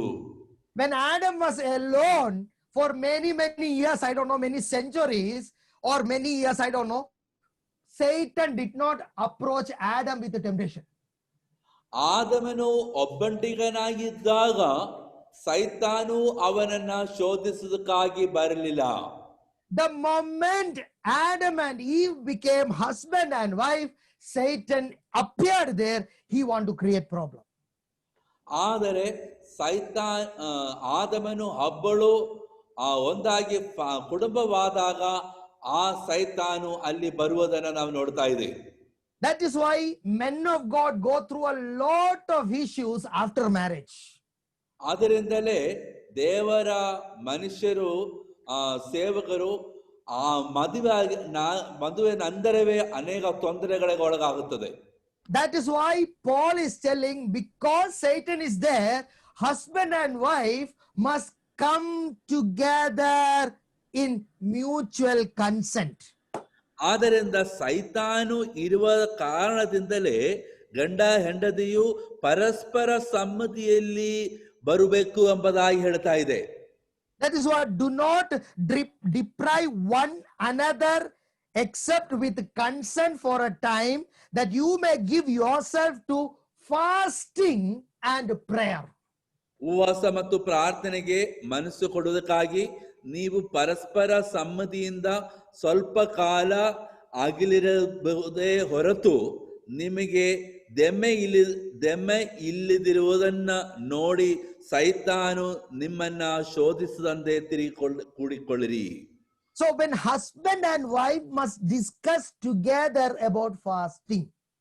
ಆದ್ರಿಂದ ಗಂಡ ಹೆಂಡತಿಯರು ಪರಸ್ಪರ ಚರ್ಚೆ ಮಾಡಬೇಕು ಉಪವಾಸದ ಕುರಿತು. If I am going to fast, I will tell Stella, this is what I am going to do. I am going to fast. I don't need food this time. So please don't worry about me. What you want, you do. Leave me alone. ನಾನು ಉಪವಾಸ ಪ್ರಾರ್ಥನೆ ಮಾಡುವಂತ ಸಮಯದಲ್ಲಿ ನಾನು ನನ್ನ ಹೆಂಡತಿ ಹತ್ರ ಹೇಳ್ತೇನೆ, ನಾನು ಇಂಥ ದಿನದಲ್ಲಿ ಉಪವಾಸ ಮಾಡೋಕ್ಕೆ ಪ್ಲಾನ್ ಮಾಡ್ತಾ ಇದ್ದೆ, ಆ ದಿನದಲ್ಲಿ ನನಗೆ ಆಹಾರ ಬೇಕಾಗಿಲ್ಲ, ಅದರ ಬಗ್ಗೆ ನೀವು ಚಿಂತೆ ಮಾಡಬೇಡ ಎಂಬುದಾಗಿ. If she is telling Sharcha, I am having this, this holidays, I want to spend in the time of God, let me pray and please you take care of things, then I will take care of things. ಆದರೆ ಅವರು ಹೇಳ್ತಾರೆ, ನನಗೆ ರಜೆ ಇರುವುದರಿಂದ ನಾನು ಉಪವಾಸ ಮಾಡ್ತೇನೆ, ಆದ್ದರಿಂದ ನೀವು ಎಲ್ಲ ಕಾರ್ಯ ನೋಡಿಕೊಳ್ಳಿರಿ ಅಂತ ಹೇಳಿದ್ರೆ ನಾನು ಎಲ್ಲ ಕಾರ್ಯಗಳು ನೋಡಿಕೊಳ್ಳುತ್ತೇನೆ. So what I am telling you, adjust with each other, discuss with each other what a person can do, what a person cannot do. One day you cannot make food, okay, you arrange it from some place. Otherwise, before you take fast, cook something extra, keep it in the fridge where you can, heat it and you can have it. But don't disturb the prayer life. ನೀವು ಪರಸ್ಪರ ಸಮ್ಮತಿಯಿಂದ ಕಾರ್ಯಗಳನ್ನು ತೀರ್ಮಾನ ಮಾಡಬೇಕು. ಒಂದು ವೇಳೆ ಆಹಾರ ಮಾಡಕ್ಕಾಗದಿದ್ರೆ ಬೇರೆ ಕಡೆ ತರಬಹುದು, ಇಲ್ಲದ್ರೆ ಮುಂಚಿತವಾಗಿ ಅದನ್ನ ತಯಾರು ಮಾಡಬಹುದು. ಹಾಗೆ ನೀವು ಅಡ್ಜಸ್ಟ್ ಮಾಡ್ತಾ ನಿಮ್ಮ ಪ್ರಾರ್ಥನೆ ಸಮಯಕ್ಕೆ ತೊಂದರೆ ಆಗದಂತೆ ನೀವು ಅದನ್ನ ಕ್ರಮಪಡಿಸಬೇಕು. I know certain husbands, they are very particular about a physical relationship. ನನಗೆ ಗೊತ್ತಿದೆ ಕೆಲವು ಗಂಡಂದರ ಬಗ್ಗೆ ಅವರಿಗೆ ಶಾರೀರಿಕವಾದ ಆ ಸಂಬಂಧದಲ್ಲಿ ಅವರು ಪ್ರಾಮುಖ್ಯತೆಯನ್ನು ಕೊಡ್ತಾ ಇದೆ. This is what happened to me, in one of my question session, one wife of a pastor came. ಆ ಒಂದು ಸಭೆಯಲ್ಲಿ ನಾನು ಪ್ರಶ್ನೋತ್ತರಗಳನ್ನ ಕೇಳುವಂತ ಸಮಯ ಕೊಟ್ಟಾಗ ಒಂದು ಪಾಸ್ಟರ ಹೆಂಡತಿ ನನಗೆ ಪ್ರಶ್ನೆ ಕೇಳಿದ್ರು. He told, brother, I have a very personal problem which I want to share to you. ಅವರು ಹೇಳಿದ್ರು, ನನಗೆ ವೈಯಕ್ತಿಕವಾಗಿರುವಂತ ಒಂದು ಸಮಸ್ಯೆ ಇದೆ ಎಂಬುದಾಗಿ. Brother, I am fasting. ಸಹೋದರನೇ, ನಾನು ಉಪವಾಸ ಮಾಡ್ತಾ ಇದ್ದೆ. But Pastor Ayya want to sleep every night. ಆದರೆ ಆ ಪಾಸ್ಟರ್ ಅಯ್ಯನವರು ರಾತ್ರಿ ನನ್ನ ಜೊತೆ ಮಲಗೋದಕ್ಕೆ ಬಯಸುತ್ತಾನೆ. So I say I am fasting, then he will say, I am the head, you have to submit, and you are my wife. It is my desire that he is all telling me the scriptures. ನಾನು ಉಪವಾಸ ಮಾಡ್ತಾ ಇದ್ದಾಳೆ ಎಂದು ಹೇಳಿದ್ರು ಕೂಡ ಆ pastor ಹೇಳ್ತಾನೆ, ನಾನೇ ತಲೆ, ನೀನು ನನಗೆ ತಗ್ಗಿಸಿ ಕೊಡಬೇಕೆಂಬುದಾಗಿ. And he will start quoting all the scriptures. The Bible says this, everything they are quoting. ಸತ್ಯವೇದದಲ್ಲಿರುವಂತ ಎಲ್ಲಾ ವಾಕ್ಯಗಳನ್ನು ಅವರು ಹೇಳ್ತಾ ಇರ್ತದೆ, ಹಂಗೆ ಹೇಳ್ತಾ ಇದೆ, ಹಿಂಗೆ ಹೇಳ್ತಾ ಇದೆ ಎಂಬುದಾಗಿ. And brother, I am so tired. ಆಗ ಅವರು ಹೇಳ್ತಾರೆ, ನಾನು ತುಂಬಾ ಸುಸ್ತಳಾಗಿದ್ದಾಳೆ ಎಂಬುದಾಗಿ.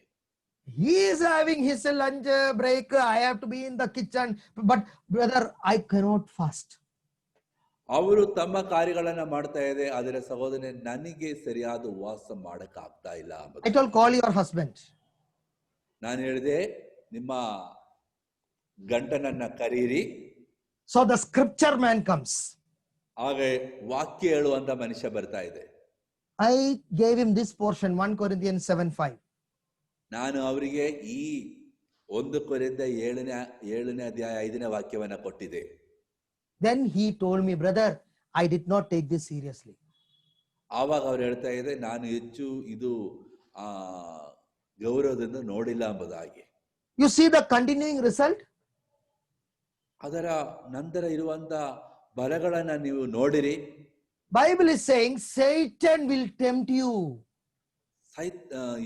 ಸತ್ಯವೇದ ಹೇಳ್ತಾ ಇದೆ, ಸೈತಾನ ನಮ್ಮನ್ನ ಶೋಧಿಸುತ್ತಾನೆ ಎಂಬುದಾಗಿ. I want to tell you, all women, ಎಲ್ಲಾ ಸ್ತ್ರೀಯರಿಗೆ ನಾನು ಹೇಳ್ತಾ ಇದೆ, don't take fasting as an excuse to escape from your husband. ನಿಮ್ಮ ಗಂಡಂದಿರಿಂದ ತಪ್ಪಿಸಿಕೊಳ್ಳೋದಕ್ಕಾಗಿ ಯಾವಾಗಲೂ ಉಪವಾಸ ಮಾಡಬೇಡ್ರಿ. Genuinely in the presence of God, when God say, God, no, what is it? Don't fight in the time of fasting. ದೇವರು ನಿಜವಾಗಿ ಹೇಳಿದ್ರೆ ಮಾತ್ರ ನೀವು ಅದನ್ನ ಮಾಡಬೇಕು. ಉಪವಾಸ ಮಾಡುವಂತ ಸಮಯದಲ್ಲಿ ನೀವು ಜಗಳ ಮಾಡುವರಾಗಿರಬಾರದು. At the time of fasting, many family will go through fight, lot of things, because Satan will be there to spoil your fasting time. ಉಪವಾಸ ಮಾಡುವಂತ ದಿನದಲ್ಲೇ ಕುಟುಂಬಗಳಲ್ಲಿ ಅನೇಕ ತೊಂದರೆಗಳು ಬರ್ತವೆ.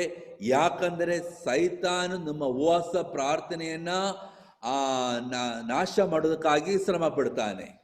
Satan has no problem with the church fasting, but Satan has problem when husband and wife decide to fast. ಸೈತಾನಿಗೆ ಸಭೆಯ ಉಪವಾಸದಲ್ಲಿ ಅಷ್ಟು ಸಮಸ್ಯೆ ಇಲ್ಲ, ಆದರೆ ಗಂಡ ಹೆಂಡತಿ ಉಪವಾಸ ಮಾಡುವ ಸಮಯದಲ್ಲಿ ಸೈತಾನು ಬಹಳ ಸಮಸ್ಯೆಗಳನ್ನು ಕೊಡ್ತಾನೆ. At the time of fasting, if a person is not, one among you is not fasting, please, I would say, step in and do the work for others also.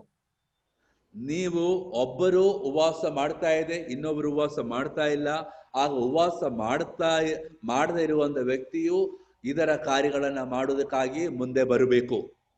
Man, if you wash the utensils, your grace won't go down. ಪುರುಷರೇ, ಅಡಿಗೆ ಮನೆಯಲ್ಲಿ ನೀವು ಪಾತ್ರ ತೊಳೆದರೆ ನಿಮ್ಮ ಮಹಿಮೆಗೆ ಕಡಿಮೆ ಆಗುವುದಿಲ್ಲ. If you wash some clothes and put it in the what you call in the drying line, your grace or glory won't come down. ನೀವು ಸ್ವಲ್ಪ ಬಟ್ಟೆ ತೊಳೆದು ಅದು ಒಣಗಿಸ್ಲಿಕ್ಕೆ ಇಟ್ಟಿದರೆ ನಿಮ್ಮ ಮಹಿಮೆ ಕಡಿಮೆ ಆಗುವುದಿಲ್ಲ. If you make some food in the kitchen, your glory won't go down. ನೀವು ಸ್ವಲ್ಪ ಊಟ ಅಡಿಗೆ ಮನೆಯಲ್ಲಿ ಮಾಡಿದರೆ ನಿಮ್ಮ ಮಹಿಮೆ ಕಡಿಮೆ ಆಗುವುದಿಲ್ಲ. After fasting, you will have a better wife. ಉಪವಾಸ ನಂತರ ಇನ್ನೂ ಒಳ್ಳೆಯ ಒಂದು ಉತ್ತಮವಾದ ಹೆಂಡತಿ ನಿಮಗೆ ಸಿಗುತ್ತದೆ. After fasting, you will eat more tasty food. ಉಪವಾಸ ನಂತರ ಉತ್ತಮವಾದ ಆಹಾರವನ್ನ ನೀವು ತಿನ್ನುತ್ತೀರಾ. Discuss with each other and come in a unity, in a consent, then fast as husband and wife. ನೀವು ಪರಸ್ಪರ ಚರ್ಚೆ ಮಾಡುತ್ತಾ ಸಮ್ಮತಿಯಿಂದವರಾಗಿ ನೀವು ಉಪವಾಸ ಮಾಡಿರಿ. Now last and the final thing. ಕೊನೆಯ ಕಾರ್ಯ. This is for all men of God. ಇದು ಎಲ್ಲ ದೇವ ಪುರುಷರಿಗಿರುವಂತ ಕಾರ್ಯ. See, pastors, leaders, men of God, you have to be an example for everything in the church. ಪ್ರಿಯ ಸೇವಕರೇ, ದೇವ ಪುರುಷರೇ, ನೀವು ಎಲ್ಲಾ ಕಾರ್ಯಗಳಲ್ಲಿ ಸಭೆಯಲ್ಲಿ ಮಾದರಿಯಾಗಿರಬೇಕಾಗಿರುತ್ತದೆ. In the book of 2 Corinthians chapter 11 verses 27, 2 ಕೊರಿಂಥ್ಯ 11ನೇ ಅಧ್ಯಾಯ 27ನೇ ವಾಕ್ಯವನ್ನು ನಾವು ಓದೋಣ. Paul is listing many things what he went through the ministry. ಪೌಲನು ತನ್ನ ಸೇವೆಯಲ್ಲಿ ಎದುರು ನೋಡಿದಂತ ಅನೇಕ ಕಷ್ಟಕರವಾದ ಕಾರ್ಯಗಳನ್ನು ಹೇಳ್ತಾ ಇದ್ದಾನೆ. In book of 2 Corinthians 11:27, it's read, in weariness, in toil, in sleeplessness, often in hunger and thirst, in fastings often in cold and in nakedness. ಇಲ್ಲಿ 27ನೇ ವಾಕ್ಯದಲ್ಲಿ 2 ಕೊರಿಂಥ್ಯ 11ನೇ ಅಧ್ಯಾಯ 27ನೇ ವಾಕ್ಯದಲ್ಲಿ ಪ್ರಯಾಸ ಪರಿಶ್ರಮಗಳಿಂದ ಅನೇಕ ಸಾರಿ ಸಿದ್ಧೆಗಟ್ಟು ಹಸಿವೆ ಬಾಯಾರಿಕೆಗಳನ್ನ ಅನುಭವಿಸಿ ಅನೇಕ ಸಾರಿ ಉಪವಾಸವಾಗಿಯೂ ಚಳಿಯಲ್ಲಿಯೂ ವಸ್ತ್ರವಿಲ್ಲದೆಯೂ ಇದ್ದ ಆತನನ್ನ ಸೇವಿಸಿದ್ದೇನೆ. You know, they were all serving God with fasting and prayer in everything. Why? In the book of 2 Corinthians 6:4 and 5, can you read? 2 Corinthians 6:3, 4 and 5. 2 ಕೊರಿಂಥ್ಯ 6ನೇ ಅಧ್ಯಾಯ 3, 4, 5ನೇ ವಾಕ್ಯದಲ್ಲಿ ಸೇವೆಯು ದೂಷಿಸಲ್ಪಡದಂತೆ ಯಾವ ವಿಷಯದಲ್ಲಿಯೂ ನಿಂದೆಗೆ ಅವಕಾಶ ಕೊಡಬೇಡ್ರಿ. ಆದರೆ ಎಲ್ಲಾ ಸಂಗತಿಗಳಲ್ಲಿ ಹೆಚ್ಚು ತಾಳ್ಮೆಯಲ್ಲಿಯೂ ಸಂಕಟಗಳಲ್ಲಿಯೂ ಕೊರತೆಗಳಲ್ಲಿಯೂ ಇಕ್ಕಟ್ಟುಗಳಲ್ಲಿಯೂ ಪೆಟ್ಟುಗಳಲ್ಲಿಯೂ ಸೆರೆಮನೆಗಳಲ್ಲಿಯೂ ಕಲಹಗಳಲ್ಲಿಯೂ ಪ್ರಯಾಸಗಳಲ್ಲಿಯೂ ನಿದ್ದೆ ಗಡುವುಗಳಲ್ಲಿಯೂ ಉಪವಾಸಗಳಲ್ಲಿಯೂ ದೇವರ ಸೇವಕರೆಂದು ನಮ್ಮನ್ನ ಸಂಬಂಧರಾಗಿ ಮಾಡಿಕೊಳ್ಳಿರಿ. In all things we commend ourselves as ministers of God in much patience, in tribulations, in needs, in distress, in stripes, in imprisonment, in tumults, in labors, in sleeplessness, in fasting. We are a pattern to follow. ನಾವು ಈ ಕಾರ್ಯಗಳಲ್ಲಿ ಸಮ್ಮತರಾಗಿರಬೇಕು. Brothers and sisters, ಪ್ರಿಯ ಸಹೋದರ ಸಹೋದರಿಯರೇ, church leaders, church pastors, ಸಭೆಯ ನಾಯಕರೇ, ಸಭೆಯ ಪರಿಪಾಲಕರೇ, it is not just fasting prayer. ಇದು ಬರೀ ಉಪವಾಸ ಪ್ರಾರ್ಥನೆಯಲ್ಲ. Let your fasting be an example for others. ನಿಮ್ಮ ಉಪವಾಸವು ಇತರರಿಗೆ ಮಾದರಿಯಾಗಿರಲಿ. May the Lord bless you with these words. ದೇವರು ನಿಮ್ಮನ್ನ ಆಶೀರ್ವದಿಸಲಿ.